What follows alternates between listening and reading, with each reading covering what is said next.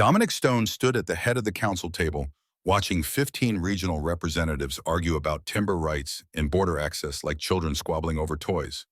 25 years on the Alpha King's throne had taught him that most conflicts were theater posturing meant to extract concessions that everyone knew would be granted anyway. The younger alphas leaned forward in their chairs, eager to prove themselves. The older ones sat back, arms crossed, waiting for the performance to end so they could return to their territories.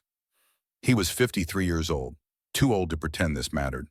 The Moonshadow Pack headquarters occupied 12,000 acres in the Cascade Mountains of Central Oregon, built into the hillside like a fortress from another era. 800 wolves called it home. His home. The empire he'd carved from nothing after returning from the territorial wars 3 decades ago, carrying the body of his mate wrapped in his cloak in a rage that could have leveled mountains. Isabella, dead at 22, pregnant with his child, killed because he'd been young and arrogant and believed his strength alone could protect anything he loved. The council chamber's floor-to-ceiling windows overlooked the valley where morning fog still clung to the pine trees. Spring runoff had swollen Coldwater River until it roared like something alive and angry. Dominic caught his reflection in the glass, broad shoulders that hadn't softened with age, silver threading through dark hair. He kept military short, pale blue eyes that younger wolves found difficult to meet. He'd earned every scar on his body and every hard line on his face. Some men grew soft with power. He'd sharpened himself against it until there was nothing left but edges. Marcus Chen, his beta, and the closest thing he had to a brother, caught his eye from across the room. 60 years old and still built like the fighter he'd been when they'd met in the blood and mud of the Northern Territory Wars. Marcus tilted his head slightly toward the door, the universal signal for, "You're not needed here, get out before you say something that starts another conflict." Dominic stood. The room fell silent instantly. He didn't need to raise his voice. Authority wasn't about volume. It was about the certainty that when you spoke, consequences followed. The words came out flat, final. "Marcus will handle the rest of this session. I'm patrolling the eastern border tonight." Young Alpha Simmons from the Redwood Pack actually looked surprised.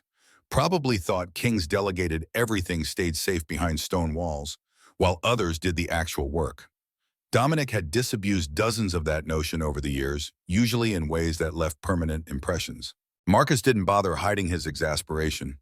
They'd known each other long enough for the beta to speak freely, at least in private. Later, he'd ask why Dominic insisted on doing grunt work that any border patrol could handle. The answer would be the same as always. Soft Kings got overthrown, and he'd built Moonshadow into something that would outlast him only by never forgetting what weakness cost. The truth, though, ran deeper than that. Dominic left the council chamber, descended 3 flights of stairs that his knees protested only slightly, and stepped into the cool April evening. The truth was that he was restless in ways he hadn't been since those first years after Isabella's death. 25 years of rule, 2.5 decades of building trade agreements and settling disputes and expanding territory until no one questioned Moonshadow's dominance. He'd done everything a king was supposed to do except produce an heir, and that door had closed the day they'd buried Isabella. The moon goddess had granted him one mate in his lifetime. He'd failed to protect her. That was the end of the story. So he patrolled borders at 3 in the morning instead of sleeping. Let younger wolves whisper that the Alpha King couldn't rest, that he was driven by ghosts. They weren't wrong. The shift from human to wolf form took less than 3 seconds. Bones restructured, muscles reformed, senses sharpened until he could taste the wind and hear a rabbit's heartbeat from 50 yards away. His wolf stood nearly 4 feet at the shoulder, black coat shot through with silver that matched his human hair. Alpha King bloodline, the kind of size that made challengers reconsider their ambitions when they saw it.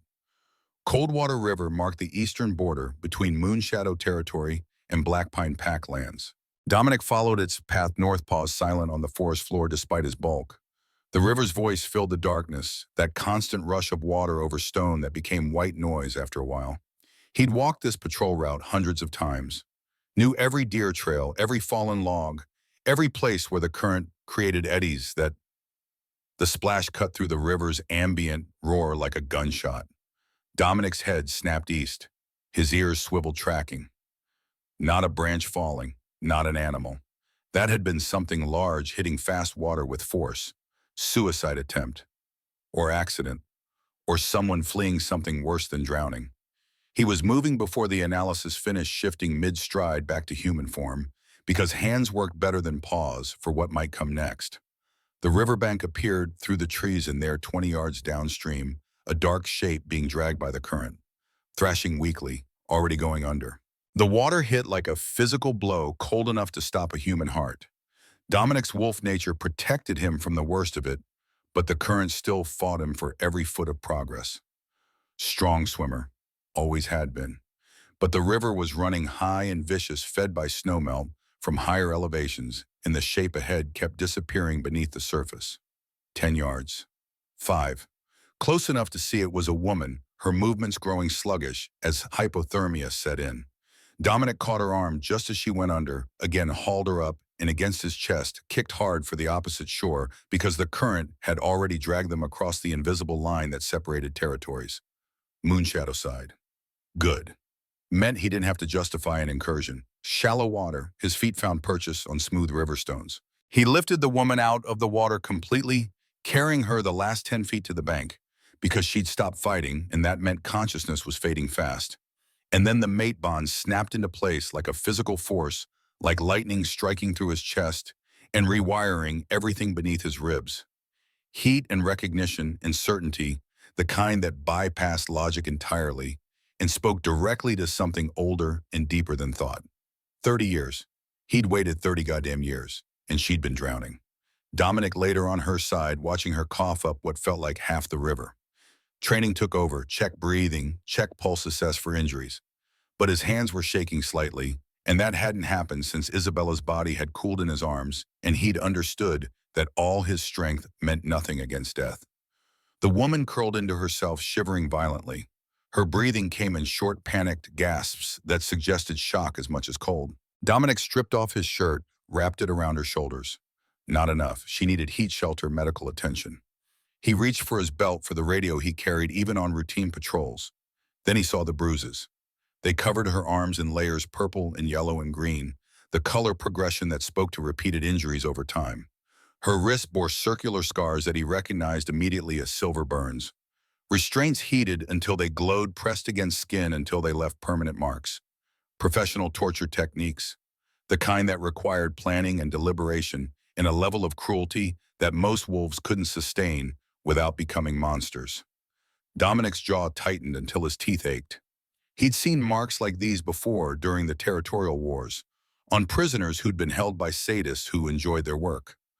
The woman's eyes opened, dark brown, dilated with shock and utterly terrified. She tried to scramble backward despite having no strength left, her body moving on pure instinct, born from conditioning. He kept his voice level, commanding but not aggressive. The tone that worked with traumatized soldiers who needed orders more than comfort, because orders meant structure, and structure meant the world still made sense. The words came out steady and absolute. You're safe. That's not a suggestion or a promise. That's an order. You're safe, and I'm going to make sure you stay that way. She stared at him like he'd spoken a foreign language. Then her gaze dropped to his chest, to the mate bond mark that would be forming there, even now, a silver pattern that looked like Celtic knotwork, visible proof of what the moon goddess had decreed. Her face went even paler, if that was possible. She found her voice raw and broken from screaming or river water or both. No, I've heard this before. You're going to— Dominic cut her off, not harshly, but with the finality of a door closing. I'm Dominic Stone, AlphaKing of Moonshadow Pack in the Northern Territories. And you're my mate, those are facts. What happens next is your choice, not mine. But right now, you're hypothermic, injured, and in shock. So I'm calling my medic, getting you warm, and then we're going to talk about who did this to you. He lifted the radio without waiting for permission, gave his coordinates, used the code phrase that meant priority medical response without explaining why to every wolf with a scanner. Elena would come. Elena always came. The woman hugged herself, his shirt inadequate against the cold, but better than nothing. She was thin in ways that suggested malnutrition rather than genetics. Mid-20s, maybe, with dark hair plastered to her skull and bone structure that would have been striking if exhaustion and fear hadn't hollowed her out. She whispered something so quiet he almost missed it. He'll find me. He always finds me. Dominic settled into a crouch, keeping himself at eye level rather than looming over her. non-threatening posture. The kind they'd taught him in hostage negotiation training 40 years ago, back when he'd thought joining law enforcement might channel his aggression productively, before discovering that human laws didn't apply to wolves, and wolf laws required strength more than justice. The question came out gentler than his usual tone, but still direct. "Who's he?" She laughed, the sound edging toward hysteria. "My mate, the alpha of Black Pine Pack. The man I just tried to escape by drowning myself because dying was better than going back." Black Pine. Dominic filed the name away, mental gears already turning. Small pack, maybe 50 wolves, territory immediately east across Coldwater River. He'd met their alpha exactly once at a regional summit 3 years ago. Kate Ashford, mid-30s, the kind of confident that came from never being seriously challenged. Dominic had made a note, then dangerous not because of skill, but because of arrogance unchecked by experience. He'd never considered that Ashford might be dangerous in other ways. The woman's attention snapped past Dominic's shoulder. Her entire body went rigid, and he turned to follow her gaze. Across the river, emerging from the tree line on the Black Pine side, stood a man in human form. Tall, muscular blonde hair catching moonlight. Even at this distance, Dominic could see the fury radiating from him like heat shimmer. Kate Ashford had come for his mate. Dominic stood slowly, deliberately placing himself between the woman and the river, between her and anything that might cross it. The shift in stance was subtle but unmistakable, from medic to soldier, from caretaker to threat. Ashford's voice carried easily over the water, deceptively calm. The kind of calm that came before violence. "Sarah, come back now. You know you belong to me." So her name was Sarah. Dominic filed that away too, along with the way she'd flinched at Ashford's voice like she'd been struck. He pitched his response to carry the same distance, but there was nothing calm in his tone. It was the voice he'd used to order executions during the war, flat and final. "She belongs to no one, certainly not to a male who abuses his mate and forces bonds without consent." Ashford's attention shifted fully to Dominic, and he could see the moment recognition hit. The slight widening of eyes. The reassessment. Young Alpha Simmons wasn't the only one who thought in terms of crowns and ceremony, rather than the reality of what it took to hold power. But Ashford had done his homework. He knew exactly who stood on the opposite bank. The words came out smoother now, diplomatic. "AlphaKing Stone. I didn't realize you were patrolling the border personally. This is a pack matter. My mate ran from me. I'm simply retrieving what's mine." Dominic let the silence stretch, let it become uncomfortable. Let Ashford wonder if he was considering the request or planning where to bury the body. Then he delivered the words like throwing knives, each one precise and pointed. "She's not yours. A forced mating bond isn't valid. You had no right to bite her without consent, no right to mark her against her will. Under the laws, I enforce what you did constitutes assault and false imprisonment. You're lucky I'm feeling merciful today, or I'd cross that river and execute you where you stand." Ashford's face went through several shades of red, fury warring with calculation. He wasn't stupid enough to challenge Dominic directly, but he was clearly weighing other options. Political ones. Legal ones. The smile that crossed Ashford's face was thin and cold. "She's marked. The bond exists. Every pack in this territory recognizes my claim. You can't simply take another alpha's mate because you disagree with how the bond was formed." Dominic had been waiting for this. The legal angle, the attempt to use pack law against him. He'd been adjudicating disputes for 25 years. Knew every loophole, every precedent, every way that tradition could be twisted to justify atrocity. He delivered the truth like a verdict, absolute and unchangeable. "I can when she's my true mate. The moon goddess chose Sarah for me. That bond supersedes any false claim you forced upon her. She crossed into my territory seeking asylum. I'm granting it, and if you attempt to take her back, you will answer to me personally." The implications hung in the air like smoke. Dominic watched Ashford process them. Watched him realize that pursuing this meant going to war with Moonshadow, with 800 wolves against his 50, with an Alpha King who'd built his reputation on never backing down and never losing. Ashford's voice dropped lower, more dangerous. "The council will hear about this. The other alphas won't stand for you stealing mates." Dominic's laugh was sharp and humorless. "Feel free to bring it to the council. I look forward to explaining to the other alphas exactly what you did to this woman. I look forward to showing them the bruises and scars you left on your supposed mate. I look forward to letting them decide whether you deserve to keep your position after violating every law regarding mate bonds and pack conduct. He took a step forward, and even across 30 yards of rushing water, the power radiating from him made Ashford step back involuntarily. Dominic's wolf rose just beneath his skin, visible in the way his eyes caught moonlight and reflected it back like mirrors. The words came out quiet now, but they carried across the water with perfect clarity. Every syllable, a promise written in stone. Hear this clearly, Ashford. Sarah is under my protection.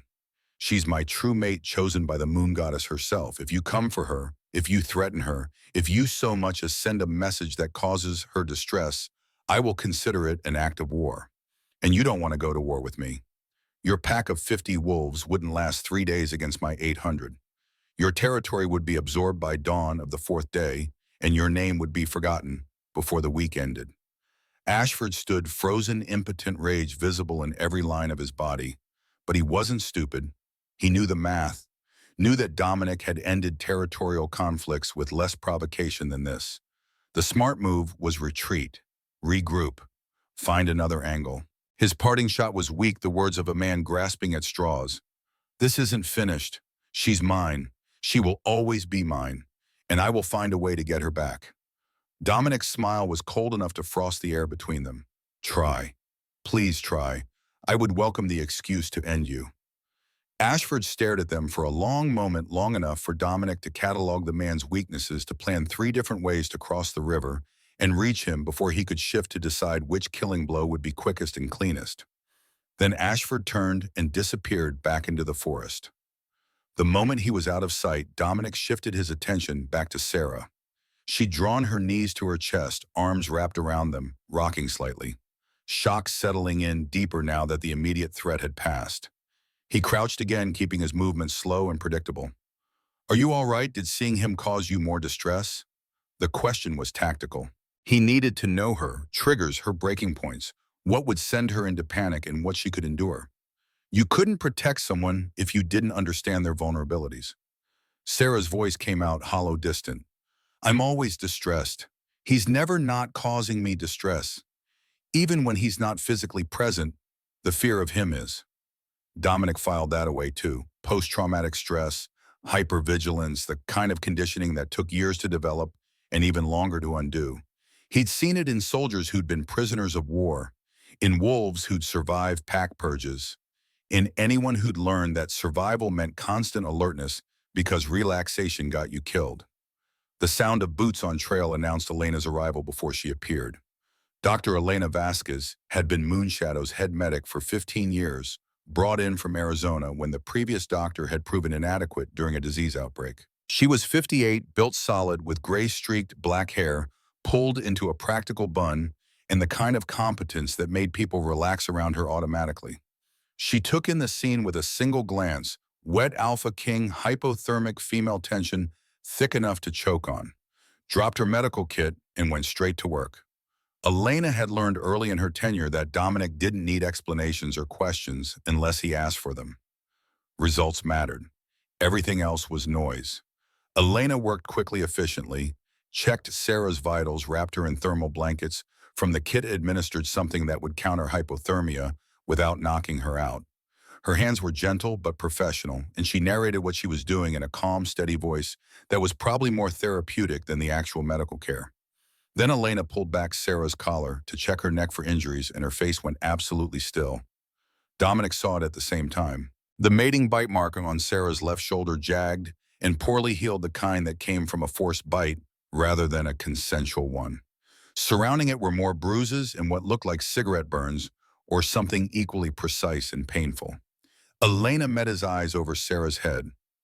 The medic's expression said everything her professional demeanor wouldn't let her voice out loud. Whoever had done this deserved to die slowly and painfully, preferably after having the same treatment applied to them first. Dominic's voice came out colder than the river water. Catalog everything. I want documentation that would hold up in any court, human or pack. Photographs, measurements, estimates on age of each injury, everything. Elena nodded once, sharp and decisive. She needs rest, warmth, and time to heal. The river damage is mostly superficial cuts and bruises, water in the lungs, but nothing critical. The older injuries are more concerning. Multiple healed fractures, burned scars from silver contact, and evidence of prolonged physical abuse. The medic's voice hardened until it could have cut steel. Whoever did this to her deserves to be flayed alive. Dominic's response was simple and absolute. Noted. Elena helped Sarah to her feet, supporting most of her weight because the woman's legs were shaking too badly to hold her. The thermal blankets made her look smaller, somehow more fragile, but she was standing. That counted for something. Dominic pulled his radio again, gave orders for a vehicle to meet them at the nearest service road. His patrol was officially over. Now came the harder part, getting Sarah somewhere safe, gathering information, and planning his next move. Because Kate Ashford would challenge this. The man's pride wouldn't allow anything else. And when that challenge came, Dominic intended to be ready. They walked through the forest in silence. Elena and Sarah moving slowly while Dominic ranged ahead and behind, using his wolf senses to track every sound and movement within 100 yards. The SUV appeared where he'd called for it, driven by a young warrior named Thomas, who knew better than to ask questions, when the AlphaKing's expression looked like carved granite. Sarah climbed into the back seat like every movement heard. Probably did. Dominic took the passenger seat, mind already working through logistics. Medical care first, then security, then information gathering, then legal strategy, then if everything else failed, military preparation. The drive back to Moonshadow headquarters took 20 minutes. Sarah didn't speak once, just stared out the window at the passing forest, like she couldn't quite believe she was real. Or maybe like she was memorizing the route in case she needed to run again. Dominic had seen that look before. On prisoners who'd been released but didn't trust their freedom. On wolves who'd been beaten down so thoroughly that safety felt like a trap. The headquarters complex appeared through the tree, stone, and timber construction that looked organic, like it had grown from the mountainside rather than being built on it. Floodlights illuminated the main buildings, casting long shadows across the compound. Guard towers stood at intervals, always manned, always vigilant. Dominic had designed this place 30 years ago with defense in mind. No one entered Moonshadow without him knowing about it. Elena guided Sarah toward the medical wing while Dominic headed for his office.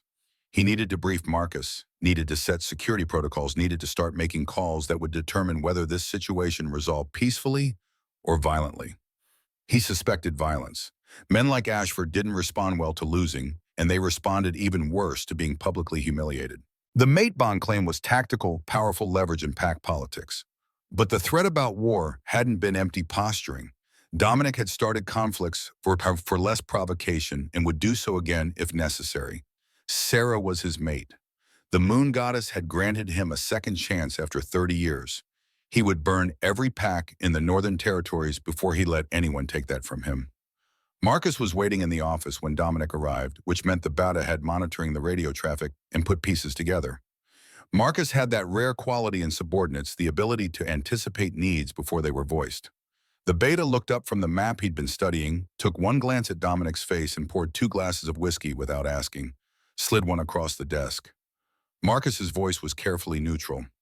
I heard you pulled someone from the river, female, injured, called for priority medical. Dominic took the whiskey but didn't drink it yet. Let the burn of alcohol fumes sting his nostrils. My mate, 30 years, and she was drowning because she was fleeing an abusive alpha who forced a bond on her. Marcus went very still. He'd been there when they'd buried Isabella, had helped Dominic through the grief rage that followed, had probably assumed like everyone else that the moon goddess wouldn't grant Dominic another mate after he'd failed to protect the first. The Beta's next question was tactical. Which alpha? Kate Ashford, Black Pine Pack. Marcus's eyes narrowed. The blonde peacock from the summit 3 years ago spends more time talking than thinking. Dominic's smile was sharp and humorless. That's the one. He showed up while I was treating her. Demanded I return his property. I told him no. The Beta let out a slow breath. He knew what no meant when Dominic said it with that particular tone. He'll escalate. He'll go to the regional council, claim I stole his mate. Cornelius Hayes chairs the council, and I'd bet money Hayes is friendly with Ashford. Political challenge, not military. Marcus nodded slowly, already thinking through angles. Then we prepare for both. Legal defense, in military response. When do we brief the command staff? Tomorrow morning, 0600. I want Commander Reeves there and Garrett. We need legal strategy and military contingency. Dominic finally drank the whiskey, let it burn down his throat. Elena's documenting Sarah's injuries now. It's bad, Marcus. 4 years of systematic abuse. She jumped into a river that should have killed her because drowning was better than staying with him. The beta's jaw tightened. Marcus had daughters, 3 of them all grown now, and mated to good males who treated them well. The idea of someone doing to them what Ashford had done to Sarah made his wolf rise to the surface, visible in the way his eyes flashed amber. Marcus spoke carefully because this next part would determine everything. What are you planning? Dominic met his old friend's gaze directly. I'm planning to give him every chance to do this legally. Bring it to council present evidence, let them rule on whether a forced bond is valid. If they rule in our favor, Ashford is stripped of his mate claim and probably his alpha position. If they rule against us despite the evidence, he let the sentence hang unfinished. Marcus finished it for him. We go to war. We go to war. I won't send her back, Marcus. Not even if every alpha in the Northern Territories votes against us. I've failed to protect one mate. I won't fail another. The beta studied him for a long moment, searching for something. Whatever he found must have satisfied him because he nodded once and stood. Then we start preparing. I'll have Commander Reeves run contingency scenarios. Border defense offensive options, supply lines. If it comes to war, we'll be ready. He paused at the door, looked back. She's lucky you were patrolling tonight. Dominic shook his head. No, I'm lucky. 30 years I waited, thought the moon goddess had written me off. Then she literally falls into my hands. He stared at the map on his wall, at the territory markers and border lines. Ashford doesn't know it yet, but challenging this was the biggest mistake of his life. Men who hurt women under my protection don't get to walk away. They get buried. Marcus left without another word, and Dominic was alone with his thoughts and the map and the whiskey that didn't quite numb the memory of Isabella's cold body in his arms 30 years ago. He wouldn't fail again. Couldn't. Whatever it took, legal maneuvering, political pressure, outright war, Sarah would be protected. That was the promise he made to himself, to the moon goddess, and to the ghost of a woman he'd loved and lost because he'd been too young and stupid to understand that strength alone wasn't enough. This time he'd use everything, strength and strategy and the resources of an entire kingdom. Let Ashford try to match that. The office phone buzzed. Elena's voice came through the speaker, professional, but with an edge underneath. Alpha, you need to see this. Dominic was moving before she finished the sentence. Down 3 flights of stairs, through corridors lit by emergency lighting because it was past midnight now, and most of the pack was asleep. The medical wing occupied the entire east side of the main building, equipped to handle everything from routine checkups to combat trauma. Elena waited in her office rather than an examination room. That meant whatever she'd found was serious enough to require privacy. Dominic stepped inside and closed the door. The medic had photographs spread across her desk.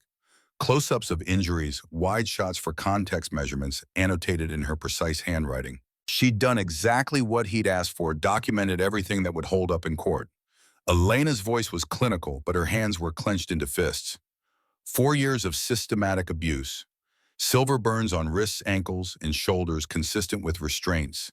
Multiple healed fractures. Ribs, fingers, left collarbone.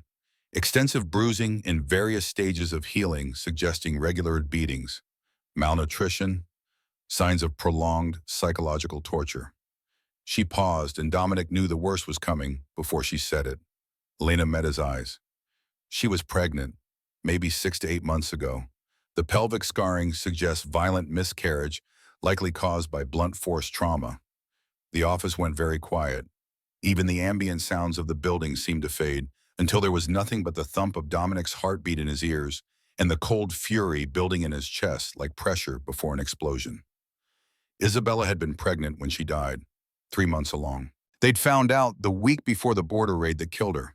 He'd been so careful afterward, so protective, and it hadn't mattered because careful wasn't enough when you were 23 and thought being strong made you invincible.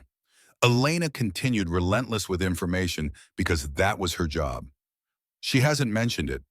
The trauma may have suppressed the memory, or she's not ready to discuss it. I don't recommend confronting her unless she brings it up first. Right now, she needs to feel safe, not interrogated. Dominic's voice came out flat and cold. Does she know you're telling me this? No, doctor-patient confidentiality normally applies, but I judge this relevant to the legal case and security assessment. Elena's expression softened slightly. She's in the East Wing guest suite. I gave her something to help her sleep. She'll be out for 8 hours, maybe 10. Her body needs rest to heal. Dominic nodded once, started to leave, stopped. Elena, thank you for taking care of her, for documenting this. The medic's smile was grim. I've been doing this work for 30 years. I've seen abuse before, but this, she gestured at the photographs. This was methodical, calculated. He wanted to break her completely. The fact that she survived, that she had the strength to jump into that river and choose possible death over certain captivity, that's extraordinary. She's stronger than she knows. Then we make sure she gets the chance to discover that strength again. Dominic left the medical wing and headed for the East Wing guest suites. He wasn't going to wake Sarah or disturb her. He just needed to see for himself that she was safe, that she was real, that the mate bond wasn't some cruel hallucination brought on by 30 years of loneliness. The guard outside her door snapped to attention.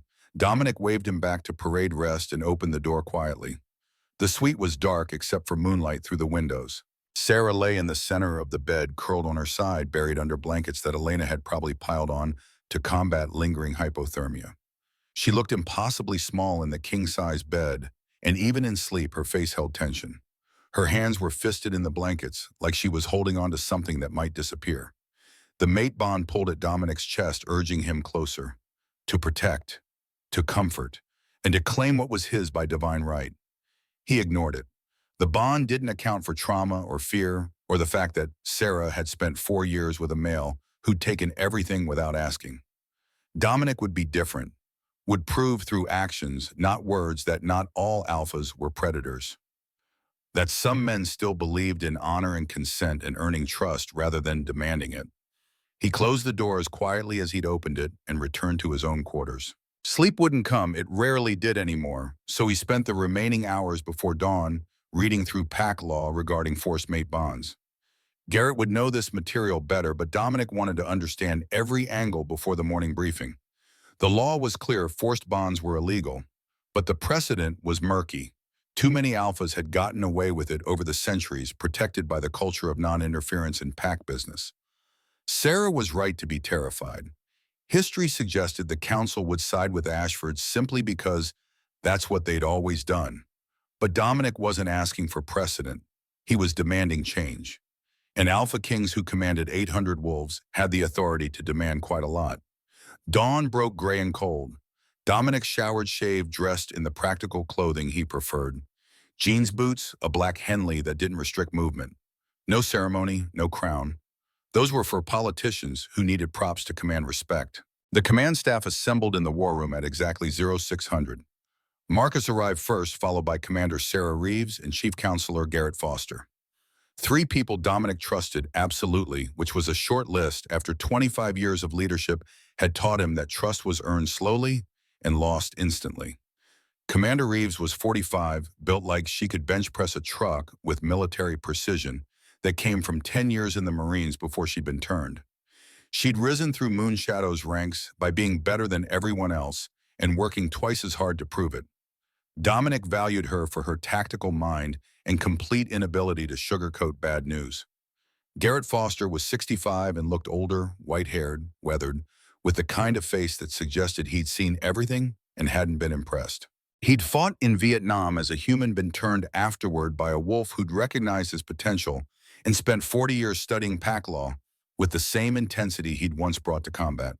If there was a legal loophole, Garrett would find it. Dominic laid out the situation in 5 minutes.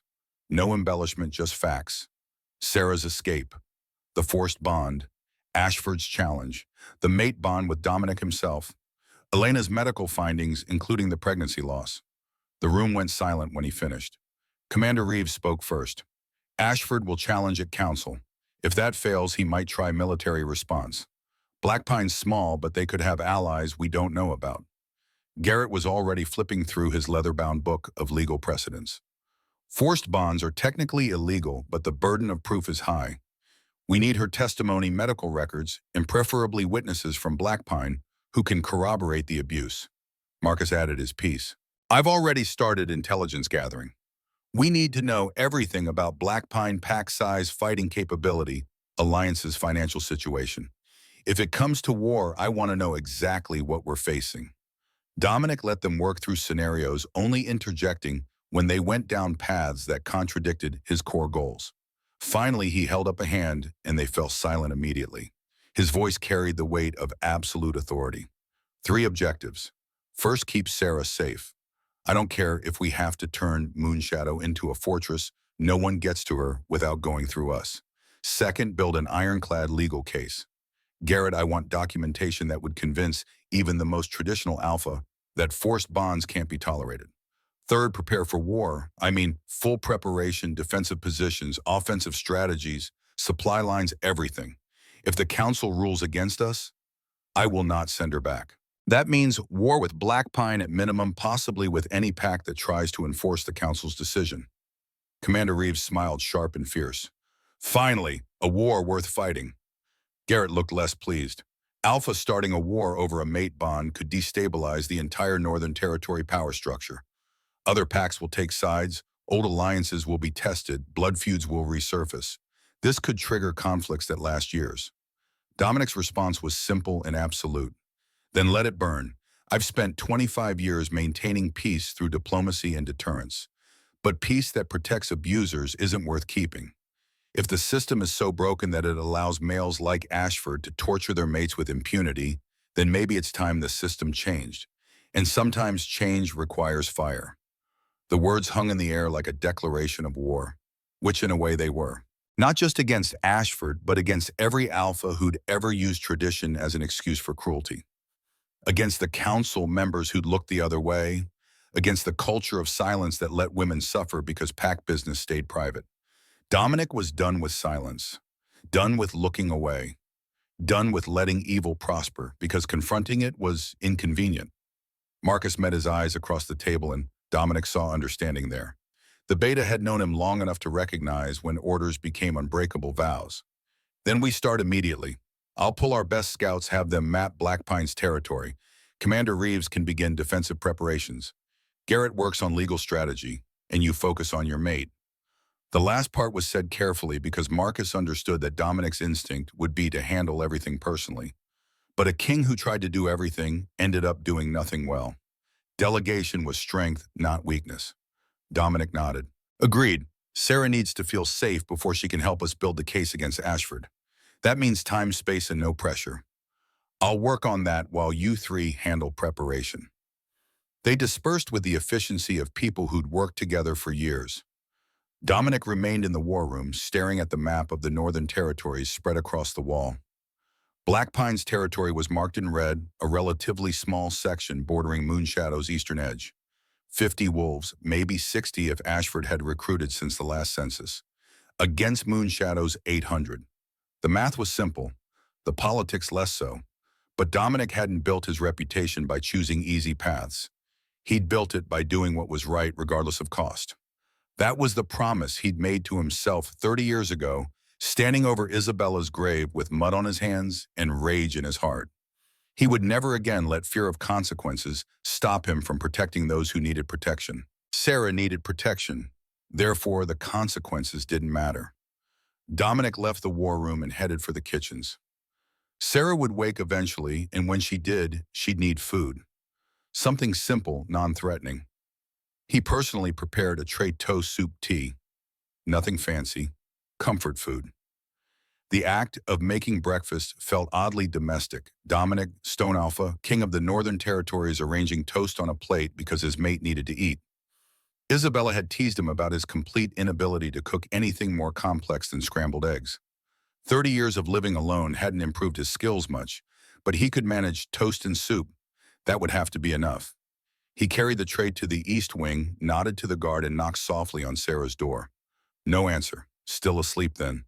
Elena's medication must have been strong. Dominic left the tray on a table in the hallway where she'd see it when she emerged. Attached a note in his own handwriting. Eat when you wake. You're safe here. DS simple, direct, no pressure. Then he returned to his office and began making calls. Alpha Thorne in New Mexico, Alpha Keller in Montana, Alpha Maria Santos in Arizona. Old allies wolves who owed him favors or shared his views on justice. Building a coalition before Ashford could build his own.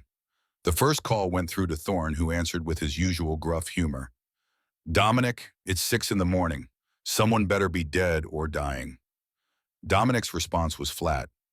Not yet, but that might change soon. I need to know where you stand on forced mate bonds.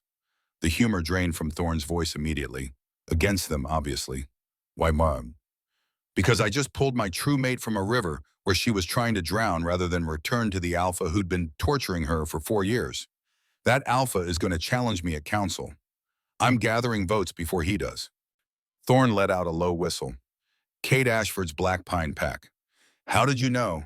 Because I've heard rumors, nothing concrete enough to act on, but whispers about Ashford's temper and his mate's absences from pack gatherings. If what you're saying is true, Dominic cut him off. It's true, I have medical documentation and eyewitness testimony. 4 years of systematic abuse. She was pregnant when he beat her badly enough to cause miscarriage. The silence on the other end of the line stretched for several seconds. When Thorne spoke again, his voice was hard as stone. Then I'm with you. When the council convenes, you have my vote. And Dominic, if it comes to war, I'll send warriors. That kind of evil doesn't get to hide behind pack sovereignty. Dominic allowed himself a small smile. Appreciated. I'll be in touch. The next 2 calls went similarly. Keller and Santos both committed their support immediately upon hearing the details. 3 votes secured. He needed 5 more for a majority 8 total to be certain. But it was a start. The morning wore on. Dominic handled routine business, territory disputes that needed adjudication, trade agreements that required signatures, a dozen small fires that would have grown larger without attention. The mundane work of leadership. But his mind kept returning to Sarah, wondering if she'd woken, if she'd eaten, if she was terrified or relieved, or some combination of both. The mate bond pulled at him constantly, now a low-grade ache of incompleteness. They hadn't sealed the bond yet. Wouldn't not until Sarah chose to accept it freely. But even the preliminary connection was stronger than anything he'd felt with Isabella, and that realization carried its own complicated weight of guilt and grief and hope. Marcus appeared in the doorway around noon. She's awake, Elena checked on her. Apparently she ate the food you left and is now in the shower. The medic says she seems more stable, though still obviously traumatized. Dominic nodded. Good, let her acclimate. No pressure, no demands. She needs to understand she's actually safe before we can ask her to trust us. The beta settled into the chair across from the desk. We've identified 12 wolves in our pack who had access to sensitive information about your patrol schedule and our security protocols. If Ashford has a spy, it's one of them. That information snapped Dominic's full attention to Marcus. A spy already? Think about it. He knew exactly where to look for her. He arrived at the river less than 15 minutes after she jumped. That's too fast to be coincidence. Someone told him you patrol that section regularly. Someone gave him information. The implications were ugly. Dominic's jaw tightened. Find them. I want surveillance on all 12 suspects. Different false information to each one. See which version makes it back to Ashford. Marcus stood, already in motion. Commander Reeves is handling it personally.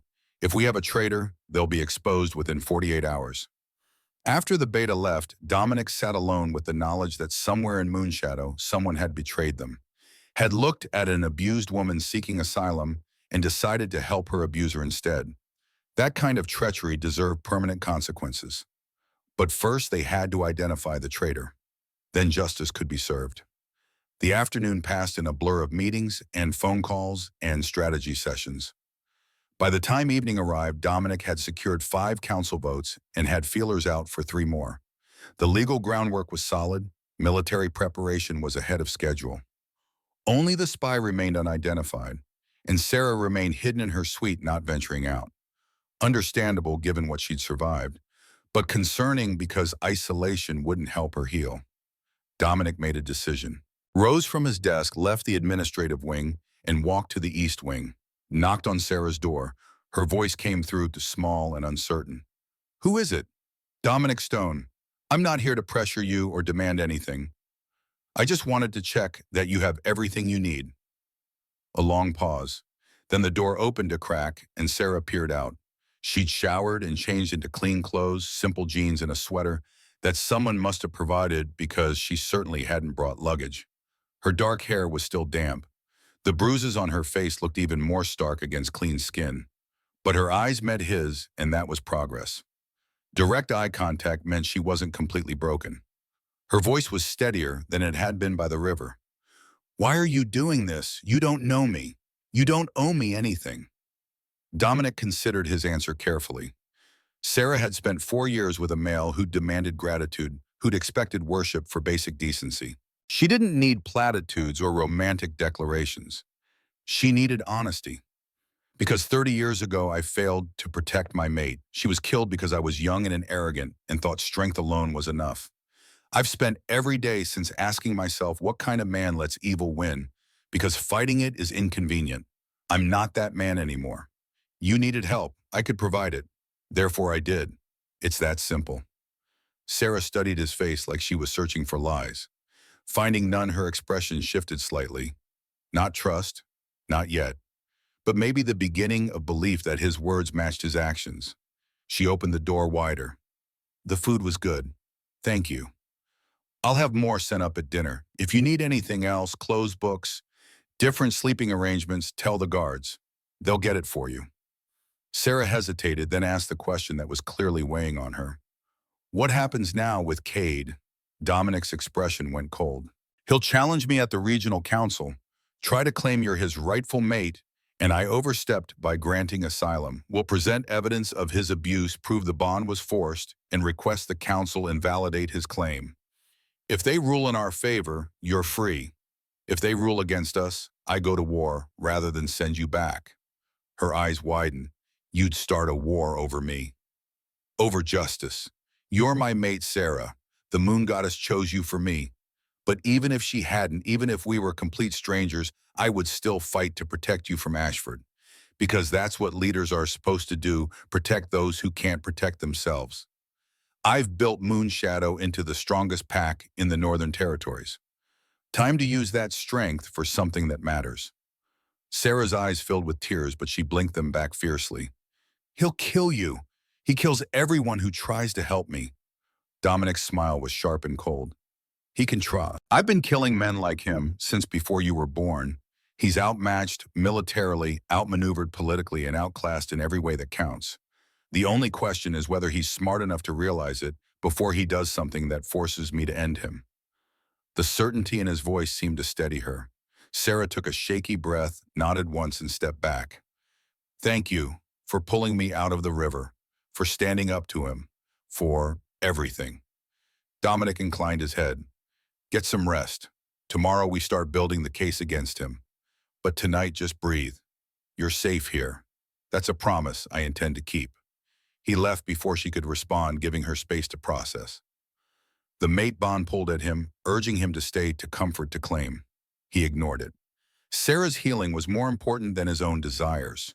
That was the lesson Isabella's death had taught him. Sometimes love meant restraint, meant giving someone what they needed rather than what you wanted. The evening stretched toward night. Dominic returned to his office, to the maps and legal documents and strategic plans that would determine whether Sarah's freedom was won peacefully or violently. Either way, he would win. That wasn't arrogance. It was simple fact.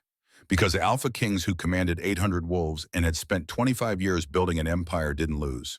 They adapted, they strategized, and they used every resource at their disposal to achieve their objectives. And Dominic's objective was clear.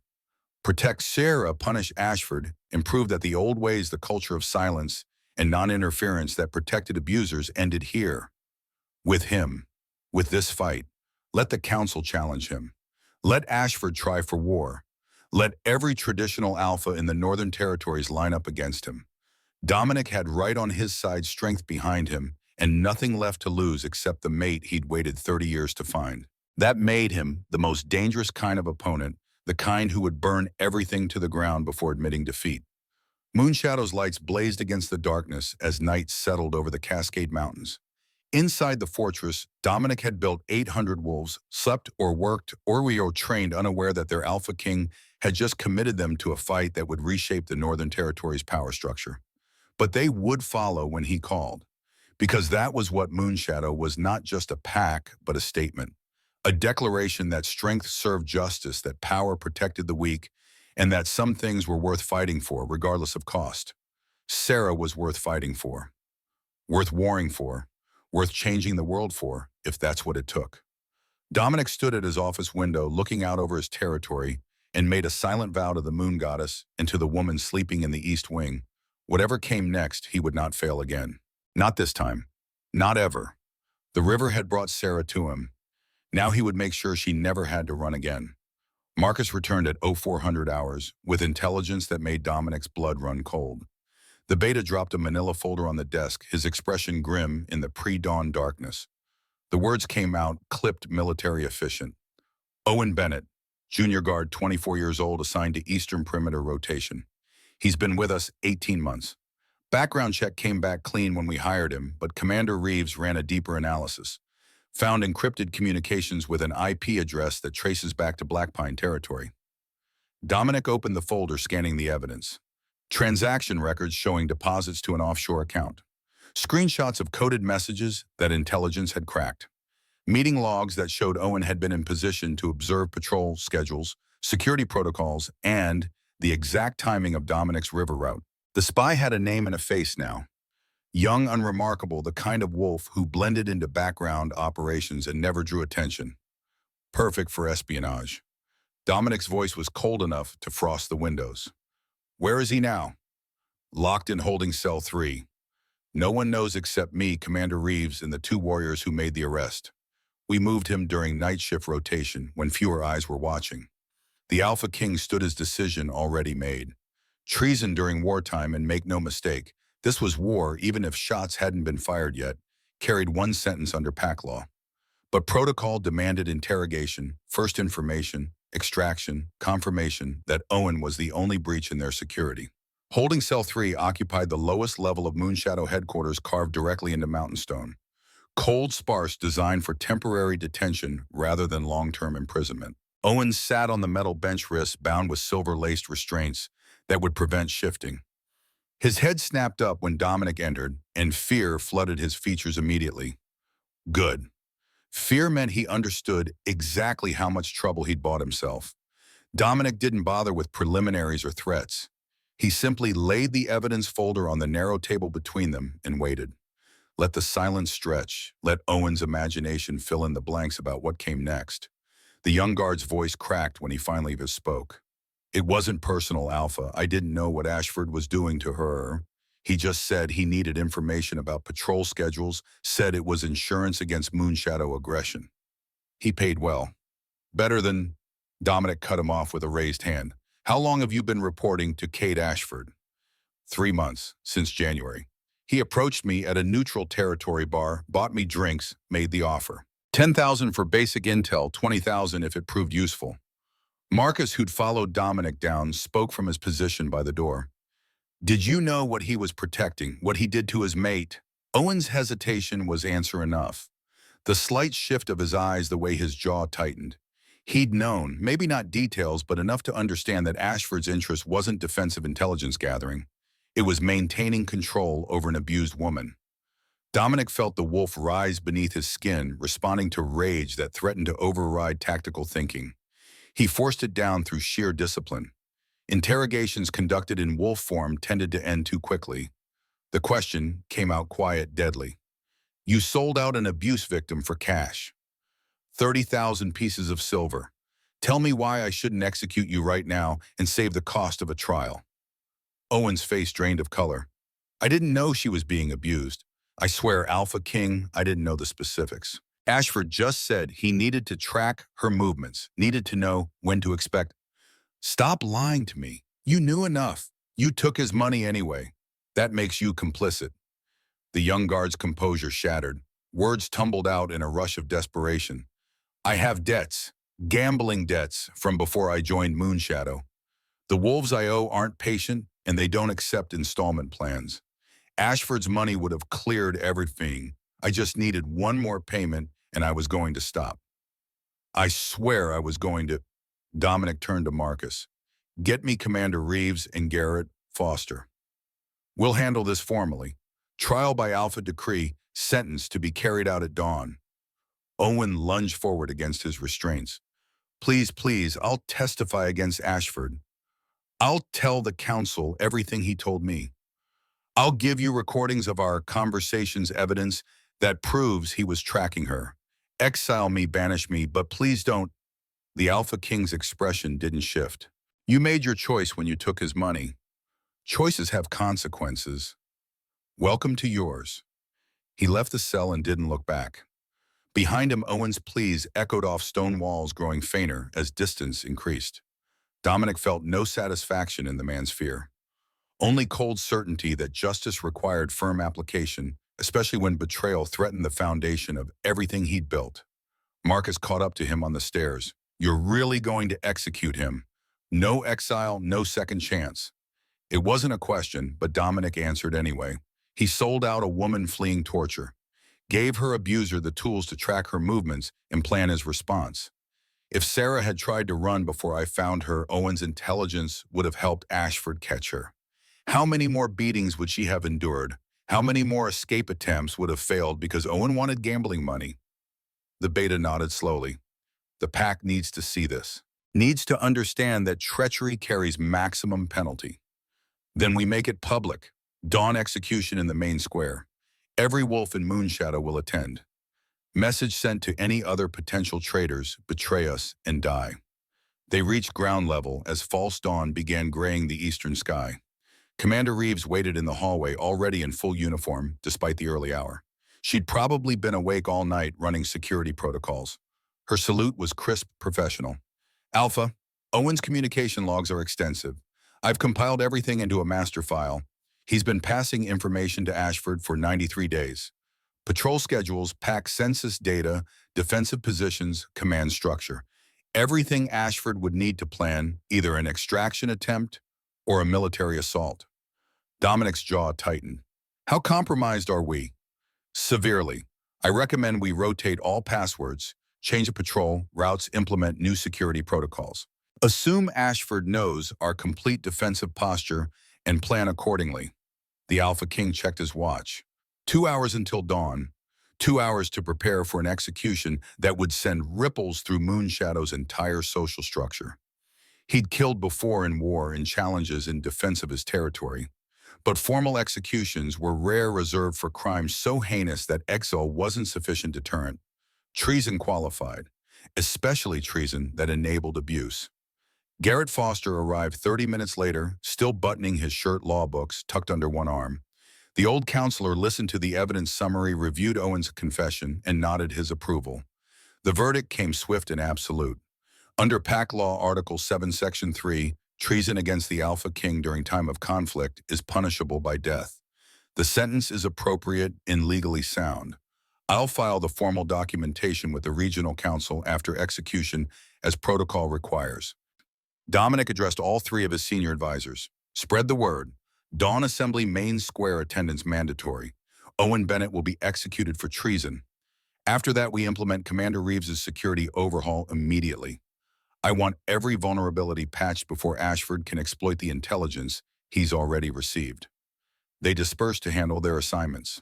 Dominic remained alone in the corridor as dawn light strengthened through the windows, painting everything in shades of gold and amber.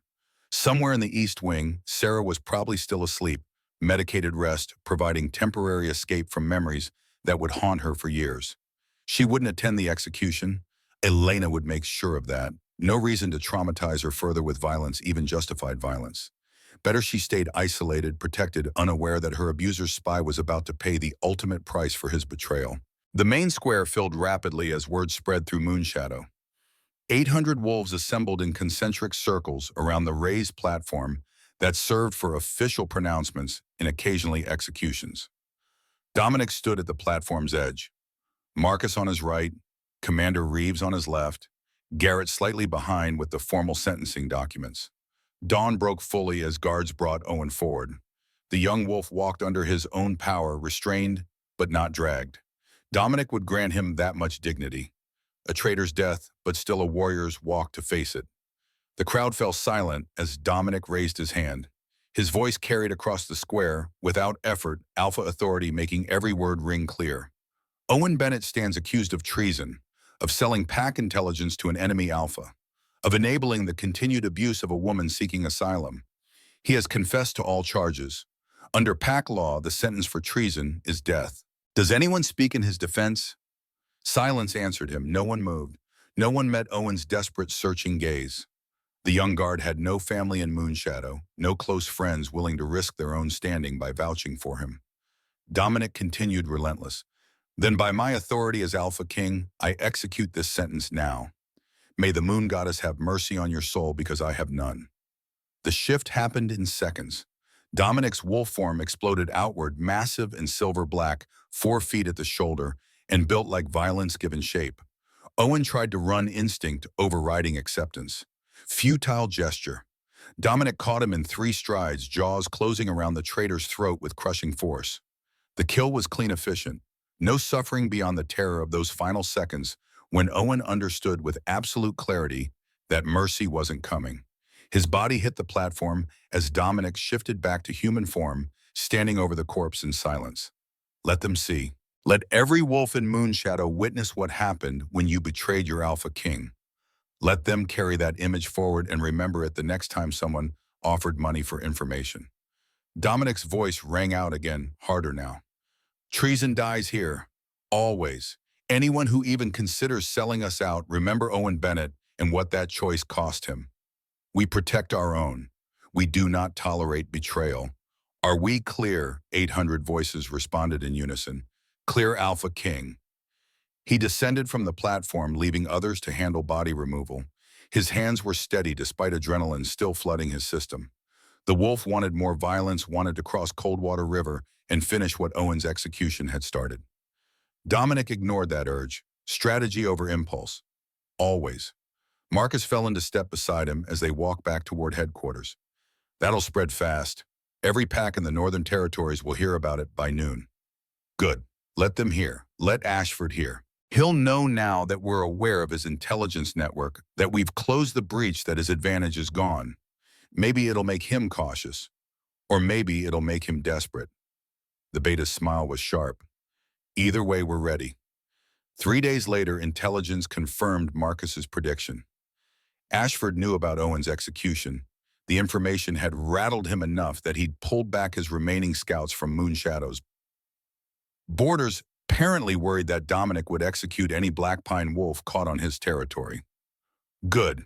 Fear was a useful tool when applied correctly, but Ashford's withdrawal created an opening.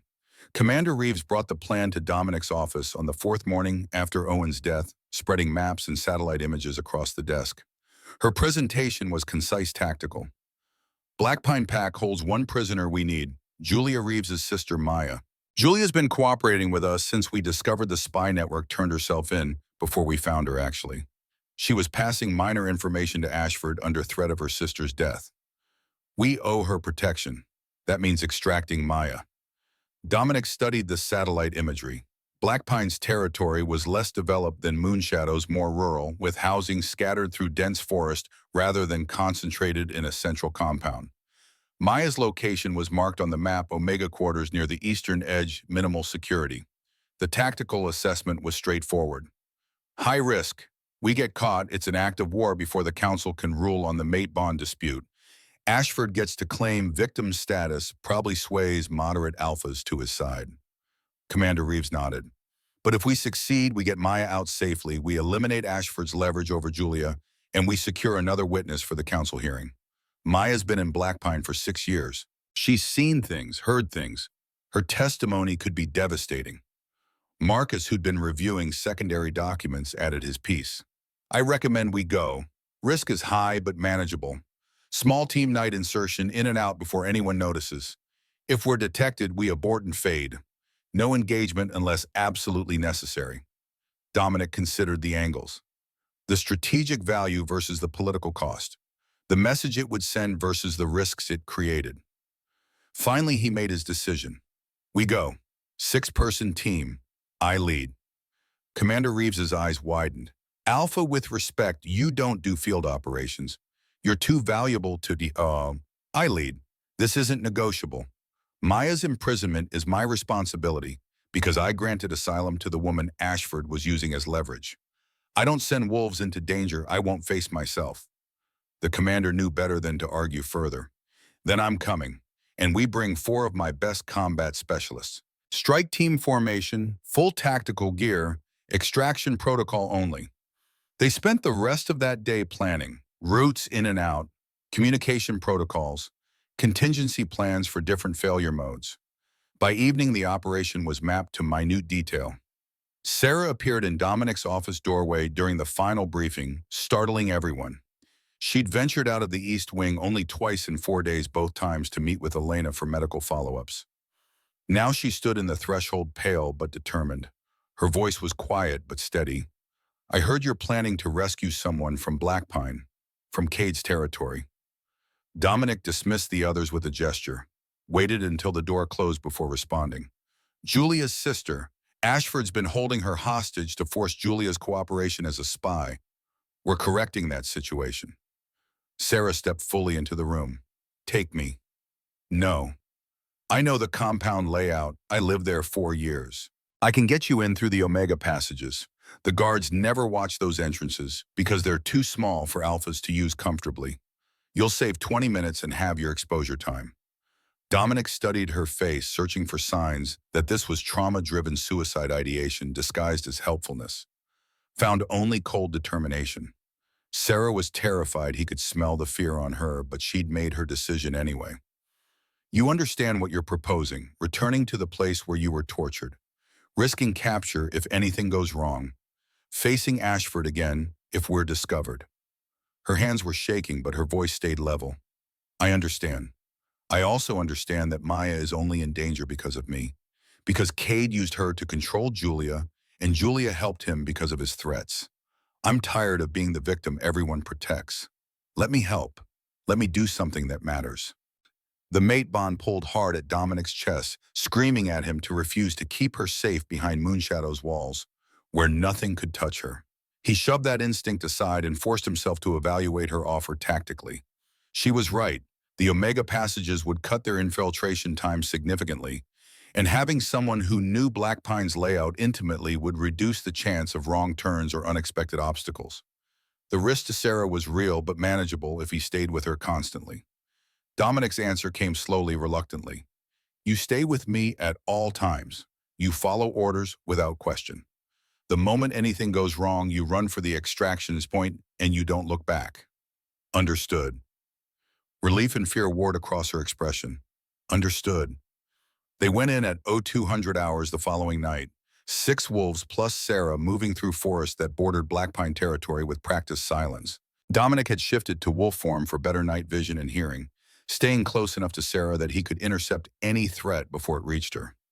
The border crossing was achieved without incident. Ashford had withdrawn his patrols too far inward, leaving gaps that Dominic's team exploited ruthlessly. 20 minutes of careful movement brought them to Blackpine's outer perimeter. Sarah guided them through darkness with hand signals and whispered directions, navigating by memory. The Omega passages she'd mentioned proved exactly as described, narrow service corridors that larger wolves avoided because they required crouching. Dominic's team fit barely moving single file behind Sarah's lead. The corridors smelled of old wood and fear. How many Omegas had used these passages over the years, staying out of sight to avoid drawing Alpha attention? Dominic made a mental note when Blackpine came under Moonshadow oversight, and it would, one way or another, these passages would be sealed. No more separate infrastructure that allowed abuse to hide. Sarah stopped at an intersection, pressed her ear to a door.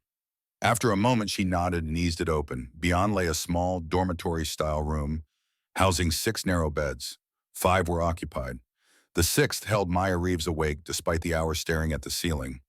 Commander Reeves moved past Dominic, crossing to her sister's bedside, pressed a hand over Maya's mouth before the younger woman could scream, whispered urgently until recognition replaced terror in Maya's eyes. The reunion was silent, swift. Maya, dressed in 30 seconds, grabbed nothing else. They reversed their route through the Omega passages, every wolf hyper alert for signs of discovery. They were 50 yards from the tree line when lights blazed across Black Pine's compound. Someone had triggered an alarm. Whether Maya's absence had been noticed or a patrol had spotted them, the result was the same: they were detected. Dominic's command rang out crisp and absolute. Run, extraction point now, no engagement. The team sprinted for the forest. Behind them, black pine wolves poured from buildings, some already shifting mid-stride. Dominic stayed at the rear, putting himself between his team and pursuit. Sarah ran beside him, keeping pace despite obvious fear. They crashed through underbrush navigation by instinct now rather than caution. The border was 300 yards ahead.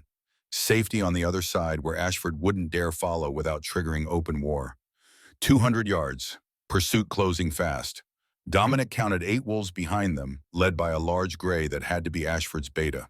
Vincent something. The one who'd been at that regional summit years ago, standing at Ashford's shoulder and radiating barely contained violence. 100 yards. The gray was gaining faster than expected. Dominic made a split-second decision. Stopped running. Turned to face pursuit. Vincent skidded to a halt 15 feet away, the rest of Black Pine's wolves spreading into attack formation behind him. The beta shifted to human form, his face twisted with fury.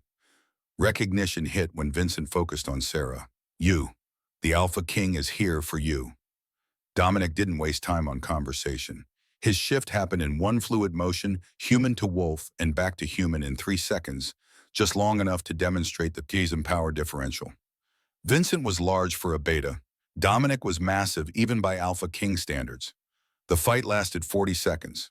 Vincent was fast, well-trained, aggressive.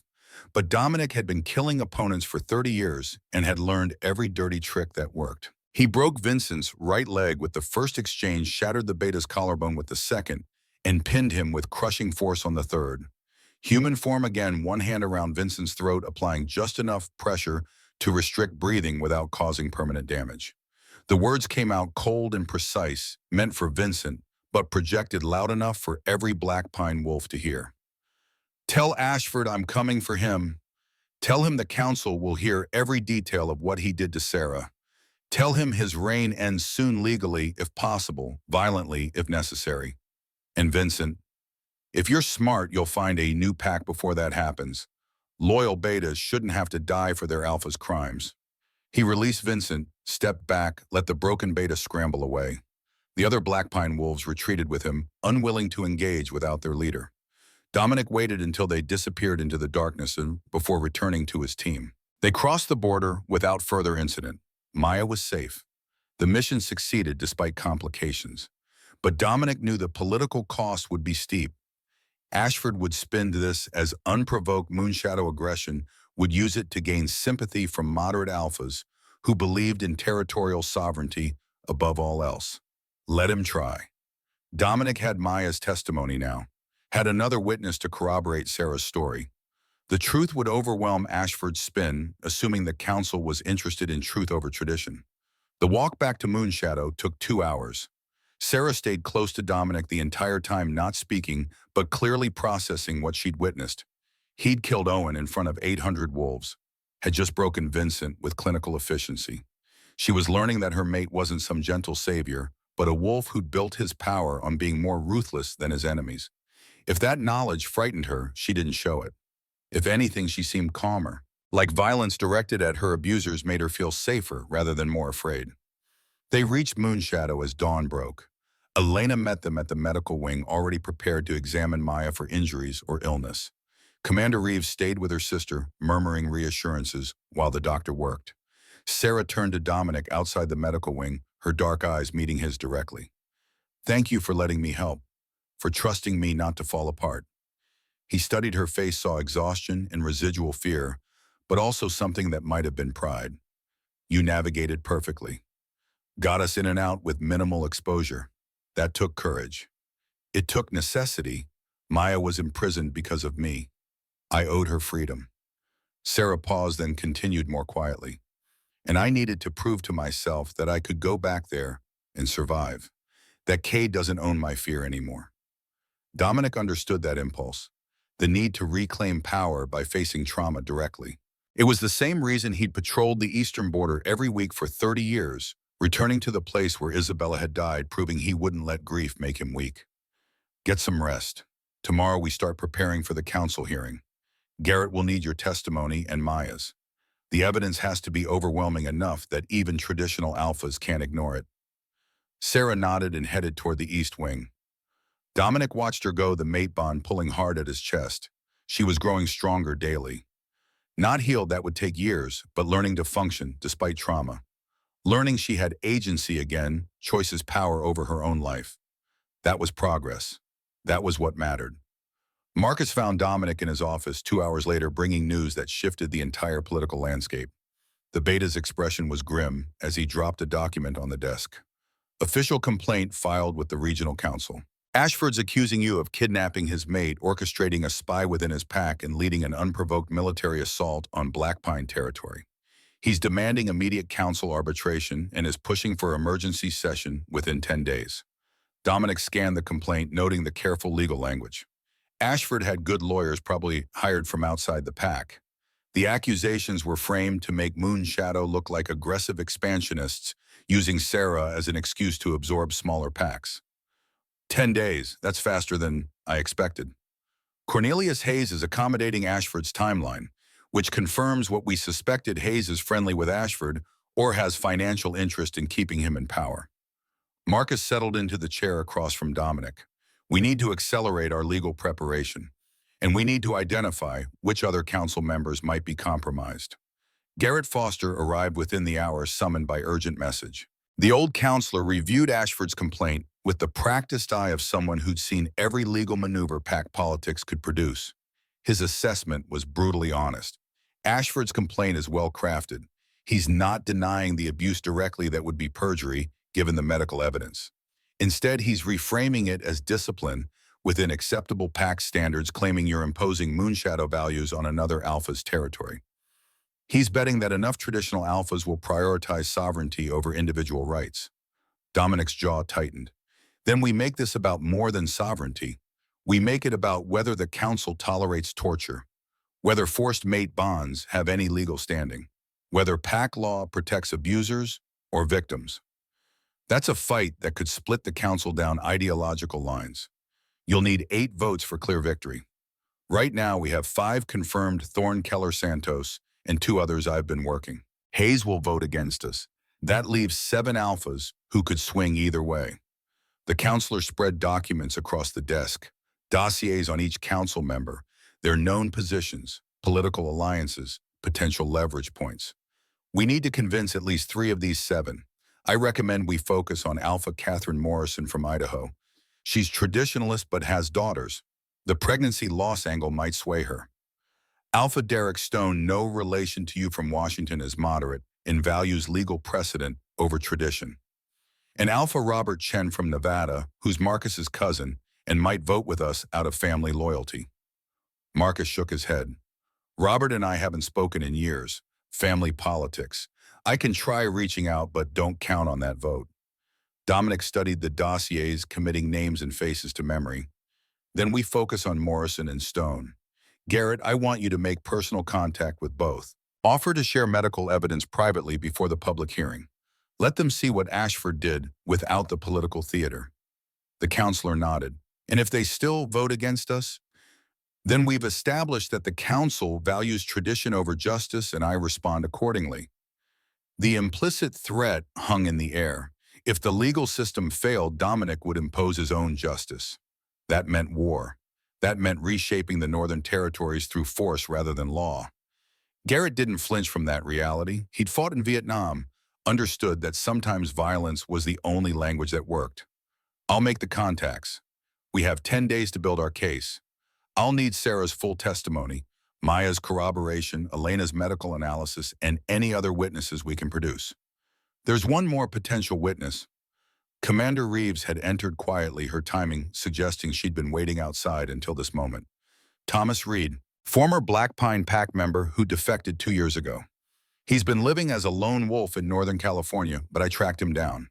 He'll testify that abuse was common knowledge in Black Pine, that pack members heard Sarah's screams and did nothing because challenging the Alpha meant death. Dominic's eyes sharpened. Can we get him here before the hearing? Already in motion. I sent a team yesterday. They'll have him at Moonshadow within 48 hours, willing or otherwise. The pieces were falling into place. Sarah's testimony, Maya's corroboration, Elena's medical evidence, Thomas Reed's insider knowledge, Maya's testimony. Against all that, Ashford only had legal technicalities and traditional alpha privilege. It should be enough. But Dominic had learned over 25 years that should meant nothing in pack politics. Power mattered. Alliances mattered. Which alphas owed favors to whom, which territories held strategic resources, which packs could afford to make enemies, and which couldn't. The next week passed in furious preparation. Garrett coached Sarah through testimony, asking brutal questions to prepare her for cross-examination. The sessions left her pale and shaking, but she powered through with determination that impressed even the hardened counselor. Thomas Reed arrived on schedule, gaunt and wary. 2 years as a lone wolf had taught him to trust no one. But Commander Reeves had chosen her extraction team well. They'd brought Thomas and gently explained the situation, offered him asylum in Moonshadow if he helped. The former Black Pine wolf agreed after hearing Sarah's story, recognizing in her experience the same patterns he'd fled. Maya's testimony was damning. She described 6 years of watching Ashford's rages, hearing Sarah's screams through thin walls, seeing the aftermath of beatings that left the Omega quarters stained with blood. She testified that every wolf in Black Pine knew that fear kept them silent, that challenging Ashford meant becoming his next target. Elena documented everything with clinical precision, building medical files that would make even the most hardened alpha flinch. Photographs, X-rays of healed fractures, chemical analysis of silver burns. The pregnancy loss documented through tissue scarring that told its own story of violence. By the time the council hearing arrived, Dominic had built a case that should have been unassailable. Should have been. But politics made certainty impossible. The night before they left for neutral territory, Sarah appeared at Dominic's office door one final time. She looked exhausted, dark circles under her eyes suggesting sleep had been elusive. But her spine was straight, her chin up. She'd made her decision and was prepared to face consequences. Her voice was steady despite obvious nerves. Tomorrow I testify. Tomorrow I stand in front of 15 alphas and describe every way Cade broke me. I need you to promise me something. Name it. If the council rules against us, if they decide tradition matters more than justice, promise me you won't send me back. Promise me you'll fight, because I can't survive going back to him. I'd rather die fighting than live another day as his prisoner.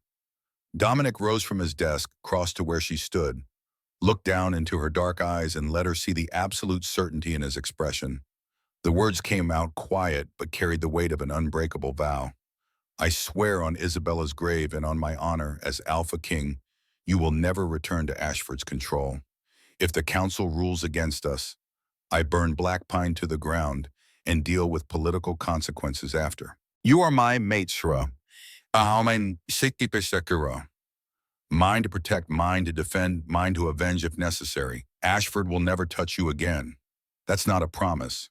That's a guarantee written in blood if needed. Tears spilled down her face, but she didn't look away. Then I'm ready. Let's end this.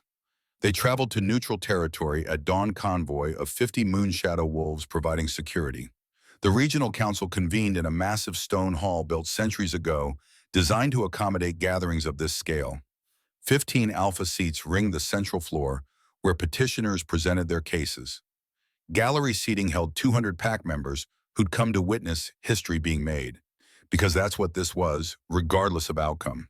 Either the council would adapt to changing values and rule that forced bonds had no legal standing, or they'd cling to tradition and cement their irrelevance. Either way, the Northern Territories would be different after today. Dominic took his seat in the petitioner section, Sarah beside him, flanked by Elena and Commander Reeves. Across the chamber, Cade Ashford sat with his lawyers and remaining loyal pack members. Their eyes met across 50 feet of empty floor, and Dominic saw murder in Ashford's gaze. Good. Let him rage. Let him plot. None of it would change the outcome. One way or another, Sarah was leaving this hall free. Cornelius Hayes called the session to order, his aged voice carrying authority accumulated over decades of council leadership.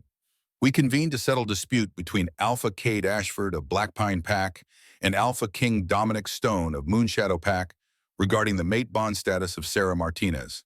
Alpha Ashford, present your case. The testimony began. Ashford's lawyers painted him as a wronged alpha whose mate had fled during a mental health crisis, who'd sought help from the Alpha King only to have Dominic kidnap her and fabricate abuse claims. They presented pack witnesses who testified that Sarah had been well treated, that any discipline was standard and proportionate, lies all of it, but delivered with polish that might sway alphas predisposed to believe them. Then it was Moonshadow's turn. Garrett Foster rose, his aged frame somehow commanding despite physical frailty. His opening statement was a masterclass in legal rhetoric, framing the case not as pack politics, but as fundamental questions about justice and pack law's purpose. He called Sarah first. She walked to the witness stand on legs that barely supported her weight, sat in the chair designed for alphas, looking small and fragile under the chamber's harsh lighting. 15 pairs of alpha eyes focused on her with weight that would have crushed weaker wolves. Sarah took a breath and began speaking. Her voice shook at first, then steadied as she found rhythm. She told them everything. The forced mating bite, 4 years of beatings, 6 escape attempts and the punishments that followed, the pregnancy, the miscarriage, the river jump. The chamber fell silent as she spoke, even Ashford's lawyers recognizing that interruption would seem cruel. She showed them her scars pulled down her collar to reveal the jagged bite mark, rolled up sleeves to display silver burns, made them look at what their tradition had protected. When she finished, several alphas looked shaken. Alpha Morrison's face had gone pale. Even Hayes seemed disturbed, though he hid it quickly behind professional neutrality. Then came the cross-examination. Ashford's lead lawyer attacked her credibility, suggested mental instability, implied she'd fabricated claims to justify infidelity with Dominic. Standard tactics meant to undermine testimony through character assassination. Sarah didn't break. She answered each question with flat honesty, refusing to be provoked into emotional responses that would support the instability narrative. Dominic felt pride surge through the mate bond. This was his mate, survivor fighter, refusing to be broken even when facing her worst nightmare in public forum. The testimony continued through the day. Maya, Thomas, Elena's clinical analysis, each witness adding pieces to a picture so damning that even Hayes seemed reluctant to defend it. As evening approached, Garrett called one final witness, Dominic himself. The Alpha King took the stand, aware that his testimony carried different weight than the others. He wasn't victim or bystander. He was power incarnate, and how he used that power would influence fence-sitting alphas more than any legal argument. Garrett's questions were strategic, designed to establish not just what happened, but why it mattered. Why an Alpha King would risk political capital over one woman's freedom. What message the council would send by ruling either way. Dominic's answers were measured direct. He described pulling Sarah from the river, the instant mate bond recognition, Ashford's challenge, the decision to grant asylum rather than send her back to torture. Then Garrett asked the question that would define the case. Alpha King Stone, if the council rules against you, if they declare that Sarah must return to Alpha Ashford's custody, what will you do? The chamber held its breath. This was the moment that mattered. Would Dominic submit to council authority or defy it? He met Hayes' eyes across the chamber, then let his gaze sweep across all 15 Alpha seats. Let them see the absolute certainty in his expression. The words came out quiet, but filled the chamber with irrefutable finality. I will not comply. I will shelter Sarah in Moonshadow regardless of your ruling. And if Alpha Ashford attempts to take her by force, I will defend her with every resource at my disposal. That means war if necessary. Not because I disrespect this council's authority, but because some things matter more than politics. Justice matters. Protecting the innocent matters. Ensuring that pack law serves its people rather than enabling their abuse that matters. You can write however you choose. But Sarah stays free. That's non-negotiable. The declaration landed like a bomb. Several alphas shifted uncomfortably. Hayes looked furious. But Alpha Morrison was nodding slightly, and Alpha Derek Stone had leaned forward with interest. Ashford exploded from his seat. You can't do this. She's mine. The bond exists. Every law, every tradition supports my claim. Dominic's response was cold and sharp. Your claim was never valid. Forced bonds aren't recognized by the moon goddess, regardless of what pack law says. The true mate bond exists between Sarah and myself. The council can either acknowledge reality or cling to tradition that enables torture. Choose wisely. Hayes banged his gavel, calling for order. The session adjourned for deliberation, 15 alphas retreating to private chambers to debate and vote. Dominic returned to Sarah's side, found her hands shaking despite her calm exterior. He covered them with his own, grounding her through physical contact. You did perfectly. They heard you. They saw the truth. Her voice was barely whisper. Will it be enough? It has to be. Because if it's not, we've established that the council is too broken to deserve respect. Then we fix it ourselves. The wait stretched for 2 hours. Dominic spent it mentally preparing contingency plans for every possible outcome. If they won, Ashford would be humiliated but legally constrained. If they lost, war became inevitable. Finally, the chamber doors opened. 15 alphas filed back to their seats. Hayes looked angry, which Dominic interpreted as positive sign. The old traditionalist wouldn't be angry if he'd gotten his way. The council head's voice was stiff, reluctant. This council has deliberated. We have reviewed evidence, heard testimony, and considered applicable law. The vote is decided.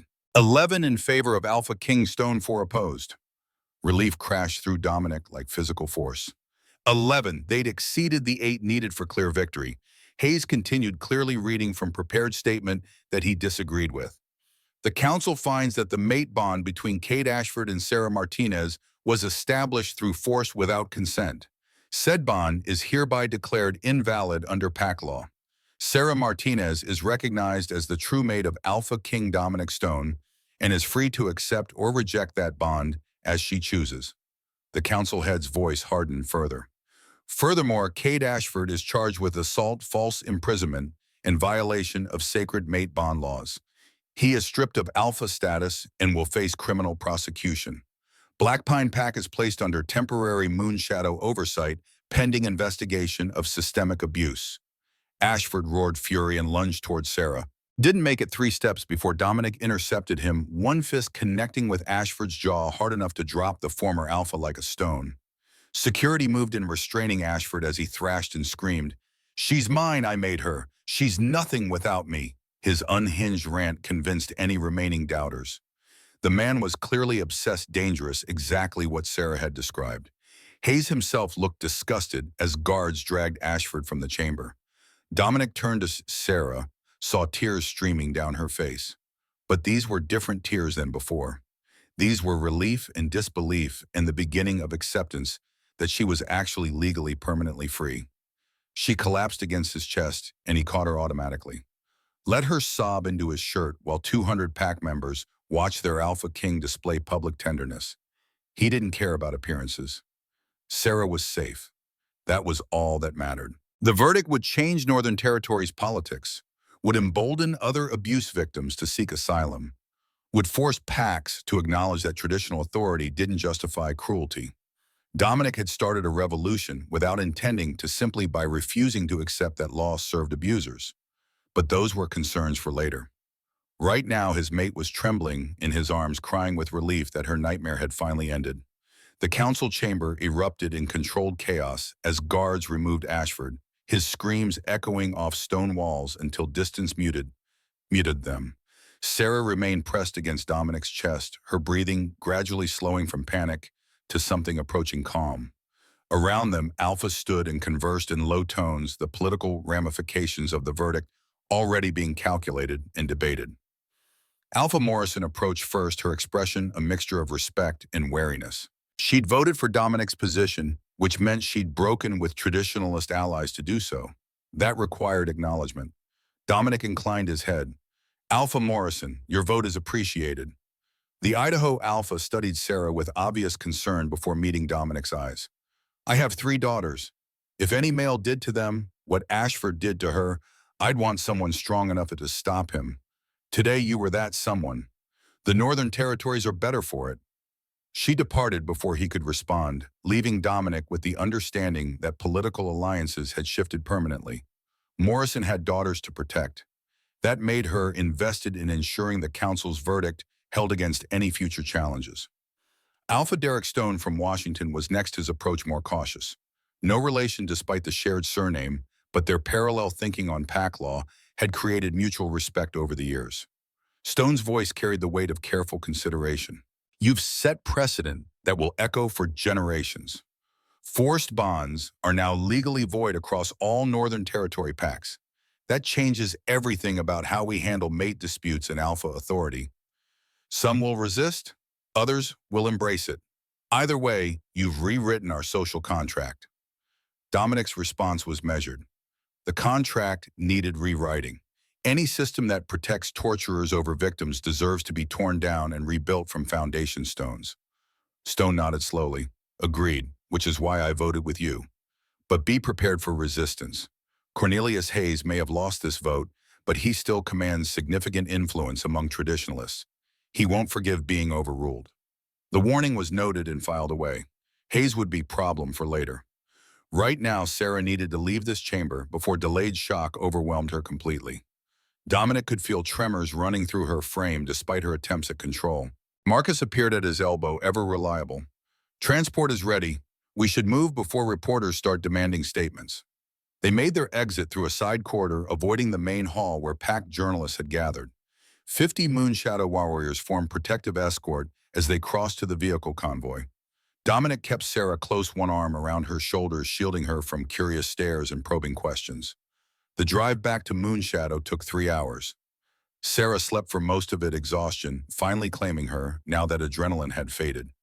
Dominic watched her sleep and felt the mate bond pulling insistently at his chest, demanding completion. They'd won legally. The forced bond with Ashford was voided.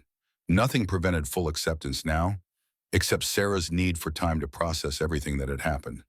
He could wait, had waited 30 years already. A few more weeks or months meant nothing measured against lifetime commitment. They arrived at Moonshadow after midnight. Elena met them at medical wing entrance, checking Sarah over with practiced efficiency despite the late hour. Physical health was stable. Mental state was fragile but holding. The doctor prescribed rest, quiet, and gradual reintroduction to normal routine. Dominic escorted Sarah to her East Wing suite, waited while she settled, then retreated to his own quarters. Sleep proved elusive despite exhaustion. His mind kept replaying the hearing, analyzing what came next. Ashford was stripped of alpha status, but not yet imprisoned. That created window of opportunity for revenge attempts or desperate final gambits. Commander Reeves would need to double security protocols. Marcus would need to coordinate with other alphas about Black Pine oversight. Garrett would need to file formal documentation with all relevant authorities. The work never ended even after victory. Dawn found Dominic in the war room reviewing intelligence reports that had accumulated during their absence. Black Pine Pack was fracturing. Ashford's loyal supporters numbered perhaps 15 wolves. The rest were either neutral or actively opposed to their former alpha. Commander Reeves had teams positioned to prevent violence during the transition period. Marcus entered carrying coffee and looking like he'd slept even less than Dominic. We have a problem. Ashford escaped custody last night during transport to secure holding. The coffee mug stopped halfway to Dominic's mouth.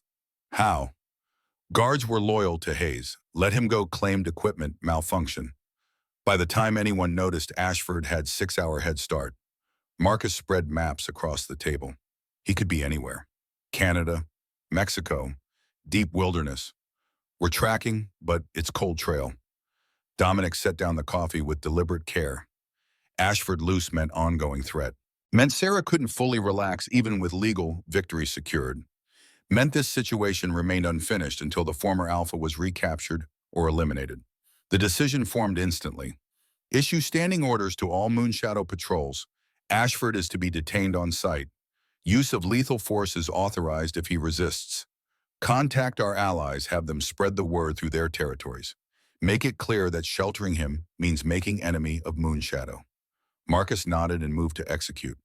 Dominic remained in the war room, staring at maps that suddenly felt inadequate.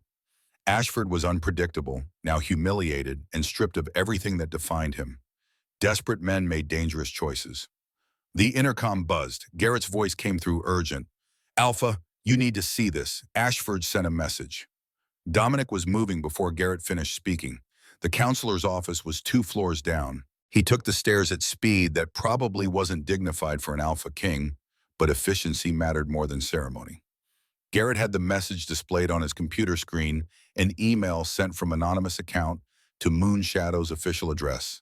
The text was brief and carried weight of absolute conviction. I invoke right of combat. Under ancient law, I challenge Alpha King Dominic Stone to trial by battle for the mate Sarah Martinez. 3 days hence, neutral ground witnesses from both packs. To the death. If I win, she returns to me, and all council rulings are voided. If you refuse, you prove your claim as cowardice rather than justice. Kate Ashford. Dominic read it twice, analyzing angles. Right of combat was archaic law rarely invoked because it essentially meant mutual agreement to legalize murder. But it was technically valid. A condemned alpha could challenge his accuser to single combat. If the challenger won, all charges were dropped and previous status restored. Garrett's expression was grim. You don't have to accept. He's already been convicted and sentenced. This is desperation move by a wolf with nothing left to lose. If I refuse, he'll spend rest of his life claiming I hid behind council protection, that I'm not strong enough to face him directly. Dominic's jaw tightened. And more importantly, Sarah will never be completely free while he lives. She'll always be looking over her shoulder waiting for him to appear. This ends it permanently. Marcus had followed him down. The beta's assessment was tactical. It's a trap. He's planning something beyond straight combat. Maybe poison, maybe concealed weapons, maybe allies positioned to interfere. He knows he can't beat you fairly. Then we prepare for unfair. Commander Reeves secures the combat zone personally. We choose the location, control the perimeter, inspect everything before the fight begins. If Ashford wants trial by combat, he gets it on our terms. The response was drafted and sent within the hour. Dominic accepted the challenge. Location would be neutral territory near the Oregon-Washington border, the same clearing where territorial disputes had been settled for generations. 3 days hence at dawn. Witnesses permitted but no interference allowed under penalty of death. Combat would continue until one fighter yielded or died. Sarah learned about it when she emerged from her suite that afternoon. Elena had apparently decided the news couldn't wait, had broken it to her gently in private. Now Sarah stood in Dominic's office doorway, pale but controlled. Her voice was steady despite visible tension. You're going to fight him. To the death. Yes. Because he challenged you and refusing would make you look weak. Dominic shook his head. Because while he lives, you'll never be completely free. You'll always wonder when he'll come back, what he's planning, whether you are truly safe. This ends it. Permanently. Sarah crossed to the desk, her dark eyes searching his face. What if you lose? The question deserved honest answer. Dominic didn't insult her intelligence with false bravado. I won't. I'm older, more experienced, better trained. I've been killing opponents since before he was born. This isn't arrogance. It's tactical assessment based on 30 years of combat experience. She studied him for a long moment, then nodded slowly. Then kill him. Not for me, not for justice, not for political reasons. Kill him because he's dangerous, and the world is better without him in it. The cold pragmatism in her voice spoke to growth. Sarah was learning that sometimes the only solution to evil was elimination. That mercy shown to predators meant death for future victims. Hard lesson but necessary one for surviving in a world where violence remained occasional imperative. The 3 days passed in focused preparation. Dominic trained daily, pushing his body through combat drills that reminded muscles of patterns they knew instinctively. He wasn't young anymore. 53 years showed in joints that protested cold mornings and scars that ached before storms. But experience compensated for diminished speed. Strategy trumped raw power. Commander Reeves personally inspected the combat zone, her team sweeping for hidden weapons, checking sight lines, establishing secure perimeter. If Ashford planned treachery, it would fail before implementation. Marcus sparred with Dominic on the second day, both in wolf and human forms. The beta was skilled enough to provide real challenge without being genuinely threatening. After an hour, they collapsed on the training room floor, breathing hard. Marcus's voice carried concern beneath professional assessment. You're ready, but brother, be careful. Ashford's got nothing to lose. That makes him unpredictable.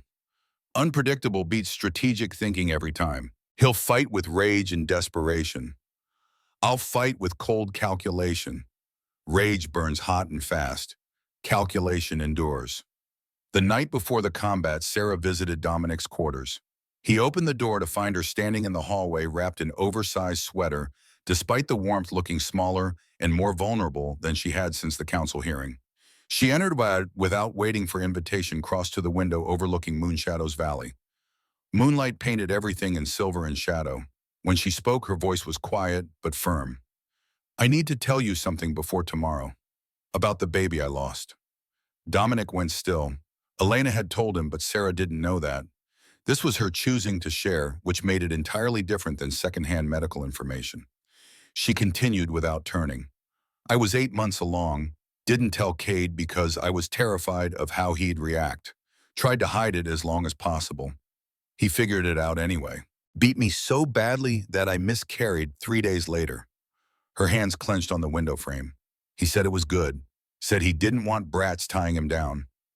Watched me bleed and told me it was my fault for getting pregnant without permission. I wanted to die that night. Wanted to stop existing because I couldn't protect my own child." Dominic crossed to stand beside her, not touching, but close enough to offer presence without pressure. "I know. Elena told me. I didn't mention it because you needed to share when you were ready, not when I demanded." Sarah turned to look at him, surprise and relief warring in her expression. "You knew for weeks you knew and didn't say anything. Some information belongs to the person who lived it. Wasn't my place to bring it up until you chose to." Tears spilled down her face, but her voice stayed steady. "That's why I need you to kill him tomorrow. Not because I want revenge, though I do, but because he murdered my child and children deserve to be avenged even when they never got to breathe air. You have that chance, take it." Dominic's response was simple and absolute.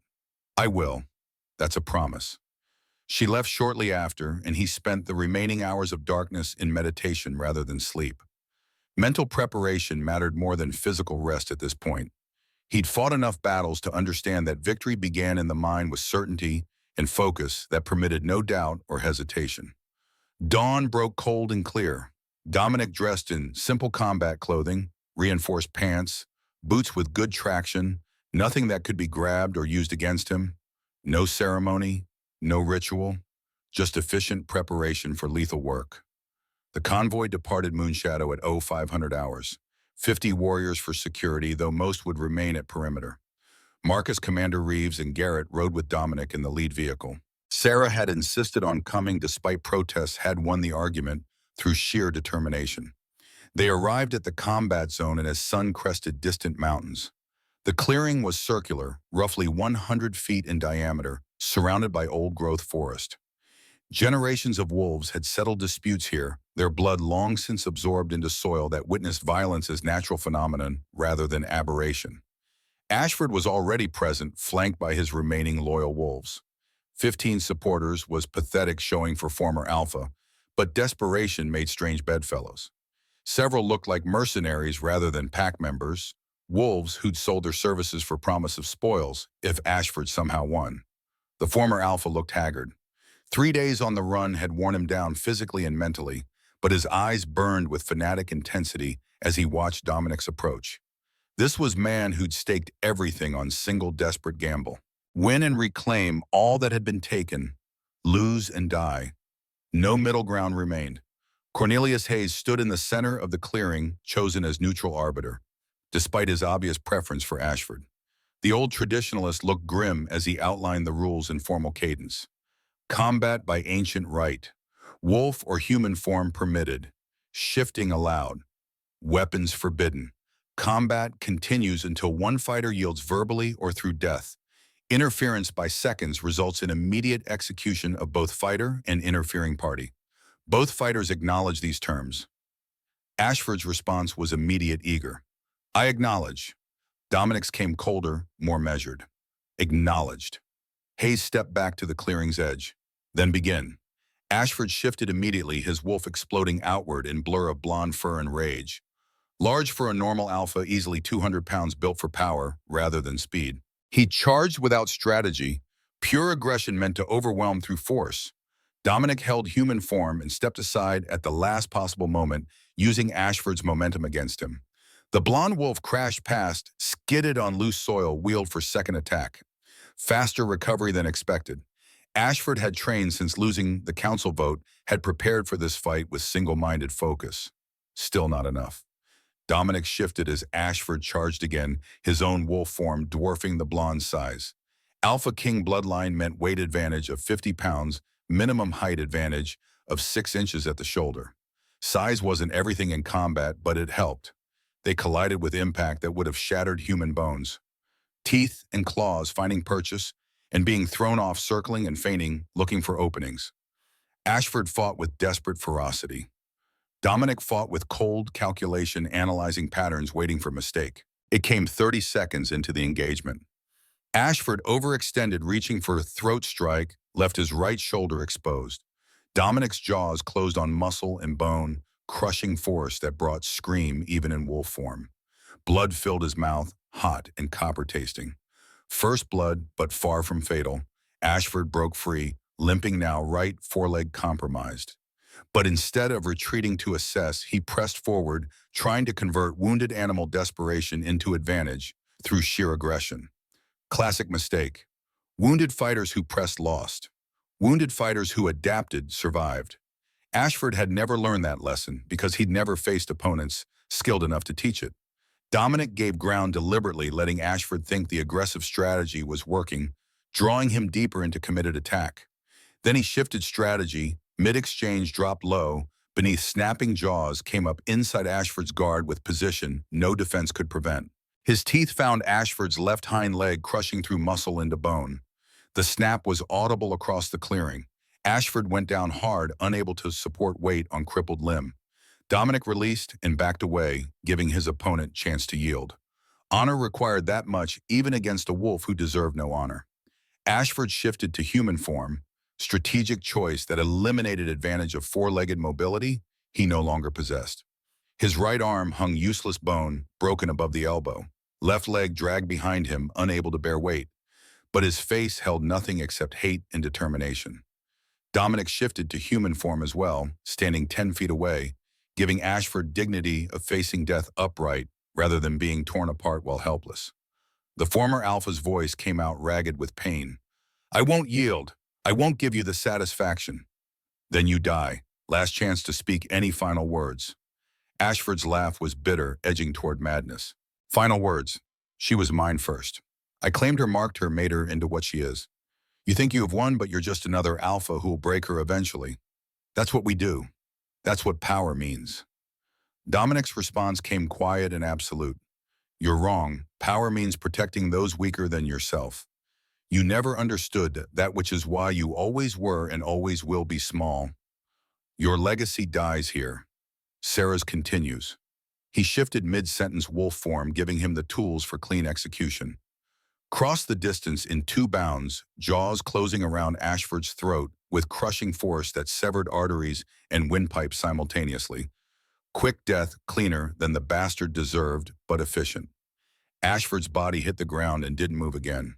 Blood pooled beneath him, soaking into soil that had witnessed countless deaths before his and would witness countless more after. Dominic shifted back to human form, standing over the corpse without satisfaction or regret, just cold acknowledgement of task completed. He looked toward where Sarah stood at clearing's edge, met her eyes across 50 feet of space. She wasn't crying, wasn't celebrating, just watching with expression that suggested weightlifting from shoulders too young to have carried such burden. Freedom looked different on everyone. On Sarah, it looked like exhaustion mixed with tentative hope. Hayes stepped forward reluctantly, his voice carrying formal authority. "Combat concluded. Victor Alpha King Dominic Stone. All charges against Cade Ashford are considered executed with prejudice. His remaining pack members are offered choice: accept Moonshadow oversight or leave the Northern Territories permanently."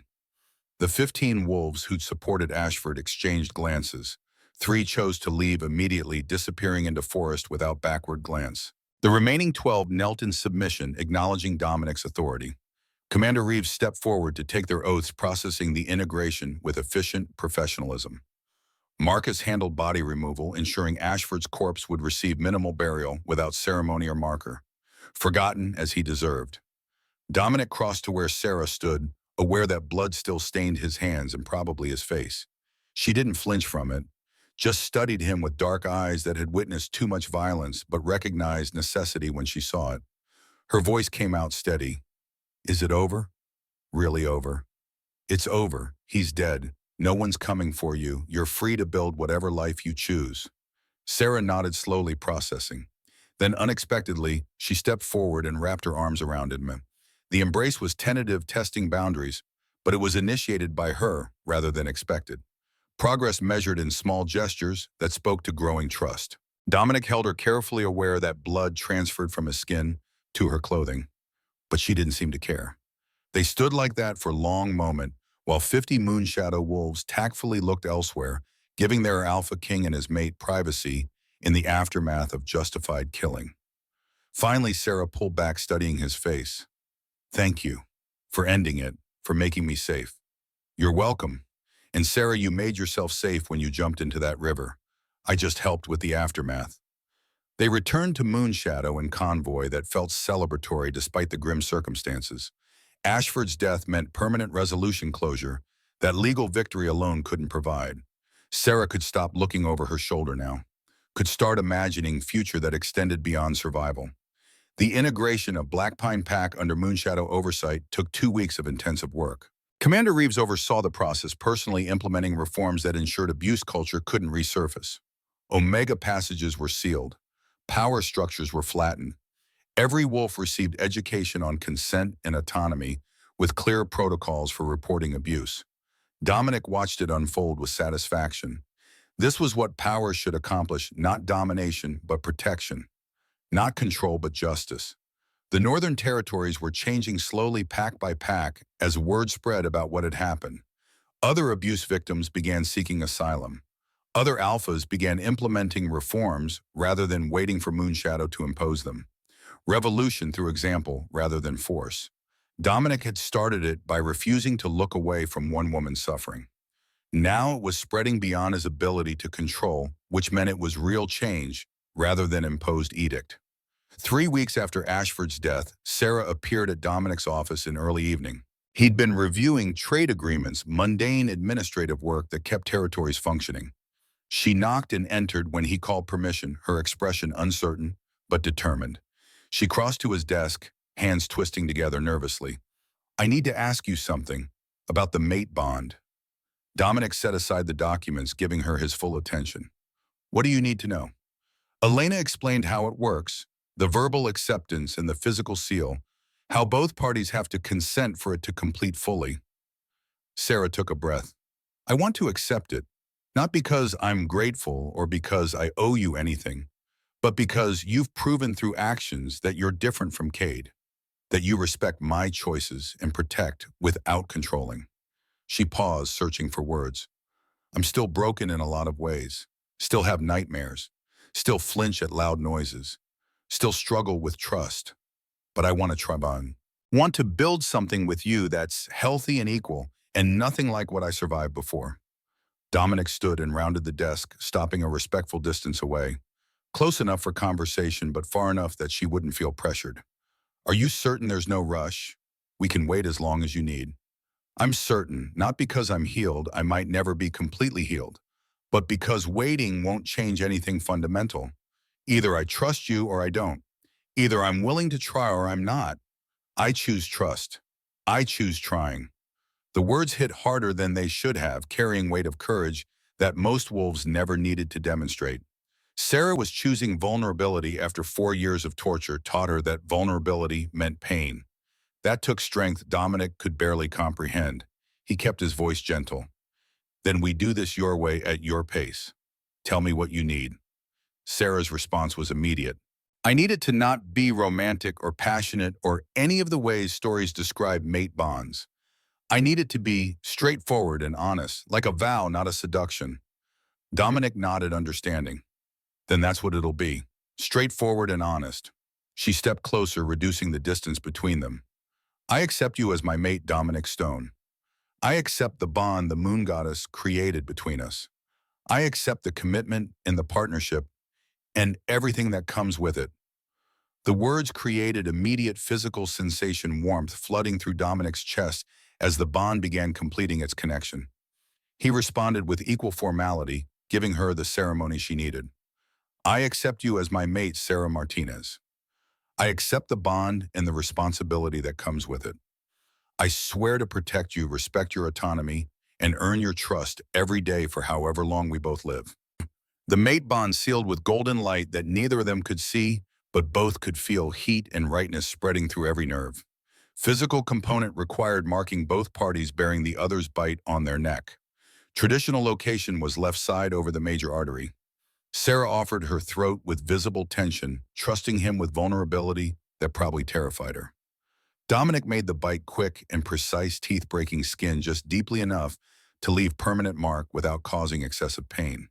She gasped but didn't pull away. Then it was his turn. He tilted his head, exposing his own throat. Sarah hesitated clearly, conflicted about causing him pain. Dominic waited patiently, letting her work through it, not rushing. Finally, she leaned forward and bit down her smaller teeth, requiring more pressure to achieve the same depth. The pain was sharp and brief, nothing compared to injuries he'd sustained over decades of fighting. When she pulled back, both of them bore fresh marks that would scar into permanent bonds. The completed mate bond settled into place like puzzle piece finding home. Dominic could feel Sarah's emotions now, fear and relief and tentative hope, all tangled together. Could sense her presence even when she wasn't physically near. The connection would strengthen over time, eventually allowing wordless communication and emotional resonance that made true mates essentially two halves of single whole. Sarah swayed slightly, overwhelmed by the sudden emotional feedback. Dominic caught her elbow, steadying her. It takes adjustment. The connection is stronger than most expect. I can feel you inside my head. Not thoughts, but emotions, certainty. She looked up at him with wonder replacing fear. Is that normal? That's normal for true mates, the bond created by the moon goddess rather than forced through violence. It'll settle as you get used to it. They stood together in comfortable silence while Sarah processed the new reality. Finally, she spoke again, voice quiet but content. Thank you for being patient, for not pressuring, for letting me choose this on my own timeline.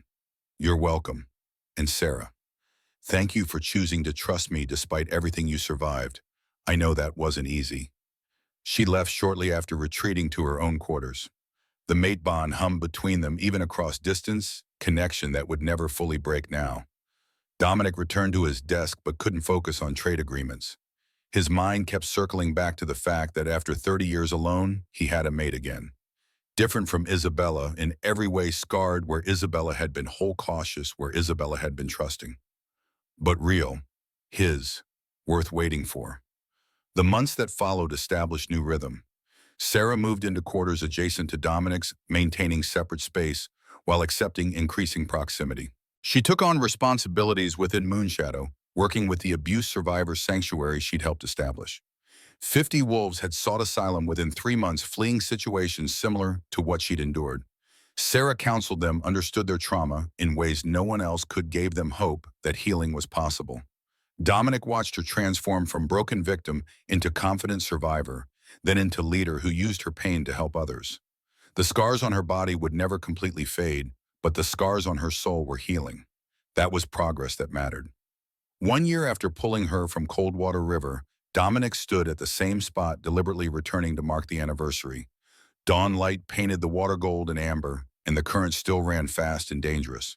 But what had been Death Trap was now a reminder of how a single moment of courage could change everything. Footsteps approached from behind.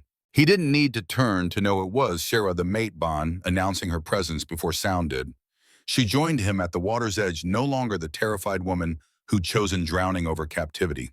Now she stood tall, healthy, wearing authority with growing confidence. The sanctuary she'd built housed 80 survivors now. The reforms she'd pushed for had spread across 6 territories. Her voice carried weight at council meetings because she'd proven that victims could become leaders if given chance. Her question came casually. Do you regret it? Pulling me out instead of letting the river take me? Dominic didn't hesitate. Never, not once. You have changed the Northern Territories more in 1 year than I managed in 25. You've given hope to wolves who had none. You've proven that surviving doesn't mean staying broken. Sarah smiled, the expression coming more easily now than it had months ago. I have something to tell you. Was waiting for today specifically because the timing felt right. She paused and Dominic felt anxiety spike through the mate bond before she continued. I'm pregnant, 8 weeks along. Elena confirmed it yesterday. The world stopped, just stopped. Dominic felt his heart stutter, felt 30-year-old memories crash into present reality. Isabella pregnant, Isabella dead, the child that never got to breathe. Sarah's hand on his arm pulled him back from the past. I know this is complicated for you. Elena told me about Isabella and the baby you lost. But Dominic, this is different. I'm healthy. We're safe. We have resources and protection and he cut her off by pulling her into embrace, probably too tight, but she didn't complain. Just held him while he processed the tangle of terror and hope that the announcement created. When he finally found words, they came out rough with emotion. Are you okay? Is this okay? Do you want this? Sarah's response was gentle but firm. I'm terrified. Last time I was pregnant ended in violence and loss. But yes, I want this. Want to try. Want to prove that I can create life that's protected and loved and nothing like what I survived. Dominic forced himself to step back to meet her eyes. Then we protect this child together. I failed once. I won't fail again. You didn't fail. You were young and couldn't predict an attack. This time you're older, wiser, stronger. And I'm not the helpless girl Isabella might have been. I'm a survivor who knows how to fight. She was right. The circumstances were entirely different. But telling himself that and believing it were separate challenges. Terror lived in his chest alongside hope, both emotions warring for dominance. They spent the rest of that morning talking through fears and plans. Elena would provide prenatal care. Security would be increased. Sarah would reduce her physical workload while maintaining her counseling duties.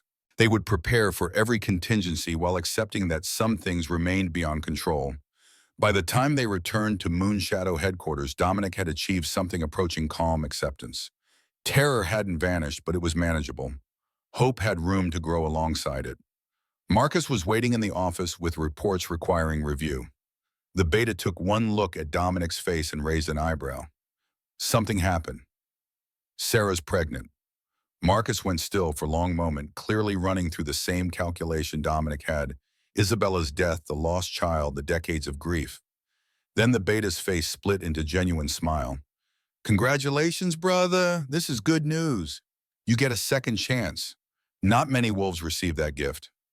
I'm terrified, Dominic admitted quietly. 30 years I've lived with the knowledge that I failed to protect them. Now I have opportunity to try again, and all I can think about is what happens if I fail twice. Marcus's response was pragmatic. Then we make sure you don't fail. Comprehensive security, medical monitoring, everything we've learned applied to keeping them safe. You're not that young hothead anymore. You're AlphaKing with 800 wolves at your command. Use them. The advice was sound. Dominic spent the afternoon implementing protocols that would ensure Sarah and the unborn child received maximum protection. Additional guards, medical checkups twice weekly, restricted travel during later pregnancy stages, contingency plans for every conceivable emergency. By evening, he felt marginally more in control, still terrified but functioning despite it. That would have to be enough. 6 months later, Dominic stood in the medical wing watching Elena perform ultrasound that revealed healthy fetus, strong heartbeat, normal development. Sarah's pregnancy had progressed without complication. Her body had healed enough to sustain life within it. The baby was due in 3 months, and preparations were complete. Elena finished the examination and smiled. Everything looks perfect. Heart rate is strong, growth is on target. You're going to have a very healthy pup. Sarah beamed, her earlier fears having transformed into excited anticipation over the months. Boy or girl? You said you wanted to be surprised. I'm respecting that choice despite my curiosity. They left the medical wing hand in hand, Sarah's growing belly, announcing her condition to anyone who saw. The mate bond between them had strengthened until Dominic could sense her emotions as clearly as his own. Right now, she felt content, hopeful, secure in ways she'd never felt during her time with Ashford. That evening, Dominic found himself in the training yard watching young wolves practice combat techniques under Commander Reeves's instruction. The next generation, learning discipline and honor alongside fighting skills. His child would train here eventually, would learn that strength served justice, that power protected weakness, that leadership meant responsibility. Marcus joined him at the training yard's edge, thinking about legacy, thinking about what kind of world we're leaving for the next generation. Sarah and I are bringing new life into a society we've started reforming. That child deserves to inherit something better than what we found. The beta nodded thoughtfully. You've already changed more than you probably realize. Other territories are implementing abuse prevention protocols. The council passed 3 new laws protecting mate rights. Forced bonds are now prosecutable as assault across all Northern Territory packs. That's your legacy even before the pup arrives. Dominic considered that. It's not enough. There's still too much suffering, too much tolerance for cruelty disguised as tradition. We've made progress, but the work continues. Then train your child to continue it. Pass the torch to the next generation. Isn't that what legacy means? The words resonated. Legacy wasn't about building something that lasted forever unchanged. It was about creating foundations strong enough for others to build upon. Sarah had already demonstrated that, transforming from victim to leader, who helped dozens of other survivors. Their child would inherit that mission, would carry forward the work of making the Northern Territory safer and more just. The training session ended as darkness fell. Young wolves dispersed to evening meals and rest. Dominic remained watching stars emerge overhead, thinking about the path that had led here. 30 years ago, he'd buried his mate and sworn never to let weakness make him vulnerable again. Then Sarah had jumped into a river and everything had changed. She'd taught him that strength without compassion was just brutality, that power without purpose was meaningless. That leadership meant protecting those who needed protection, even when tradition demanded otherwise. Those lessons would shape how he raised their child, how he continued governing, how he approached the years remaining before age-forced retirement. He was 54 now, probably had another decade of effective rule before younger wolves started circling, testing whether the old king still had teeth. But a decade was enough time to establish reforms so deeply that they couldn't be easily reversed. Enough time to train a successor, whether his own child or another wolf, who shared his values. Enough time to build legacy worth having. Dominic returned to his quarters to find Sarah reading reports from the sanctuary, her hand resting absently on her swollen belly. She looked up when he entered, smiled with contentment that came from genuine happiness rather than fear disguised as compliance. Elena says 3 months until the baby arrives. Are you ready? Dominic crossed to sit beside her, placed his hand over hers against her belly, felt movement beneath his palm as the child shifted, already strong and active. No, I'm terrified, but I'm ready to try. That's going to have to be enough. Sarah's laugh was warm. Good, because I'm terrified too. We can be terrified together. They sat like that as evening deepened into night, 2 survivors building something new from the ashes of trauma, 2 leaders creating foundation for change that would outlast them both. Outside, Moonshadow's lights blazed against darkness. Inside, hope grew alongside fear. Both emotions valid, both necessary for moving forward. The river had brought Sarah to Dominic. Their child would carry forward the legacy born from that chance meeting, that desperate jump, that single moment when the world changed because one wolf refused to accept that justice was impossible. Sometimes the greatest victories started with the smallest acts of courage. Sarah had proven that when she jumped. Dominic had proven it when he pulled her out. Together, they were proving that survivors could become leaders, that victims could find strength, that the future could be better than the past if people were willing to fight for it. That was legacy worth leaving. That was the gift they would give their child. Not just life, but purpose. Not just safety, but meaning. Not just survival, but the chance to thrive in a world they'd helped reshape into something closer to justice. The Alpha King and his mate sat together in comfortable silence, feeling their child move within her. And for the first time in 30 years, Dominic allowed himself to believe that perhaps the moon goddess had forgiven his failure after all. Perhaps second chances were real. Perhaps hope was justified. Perhaps despite everything, the story that had started with drowning would end with new life and the possibility of joy.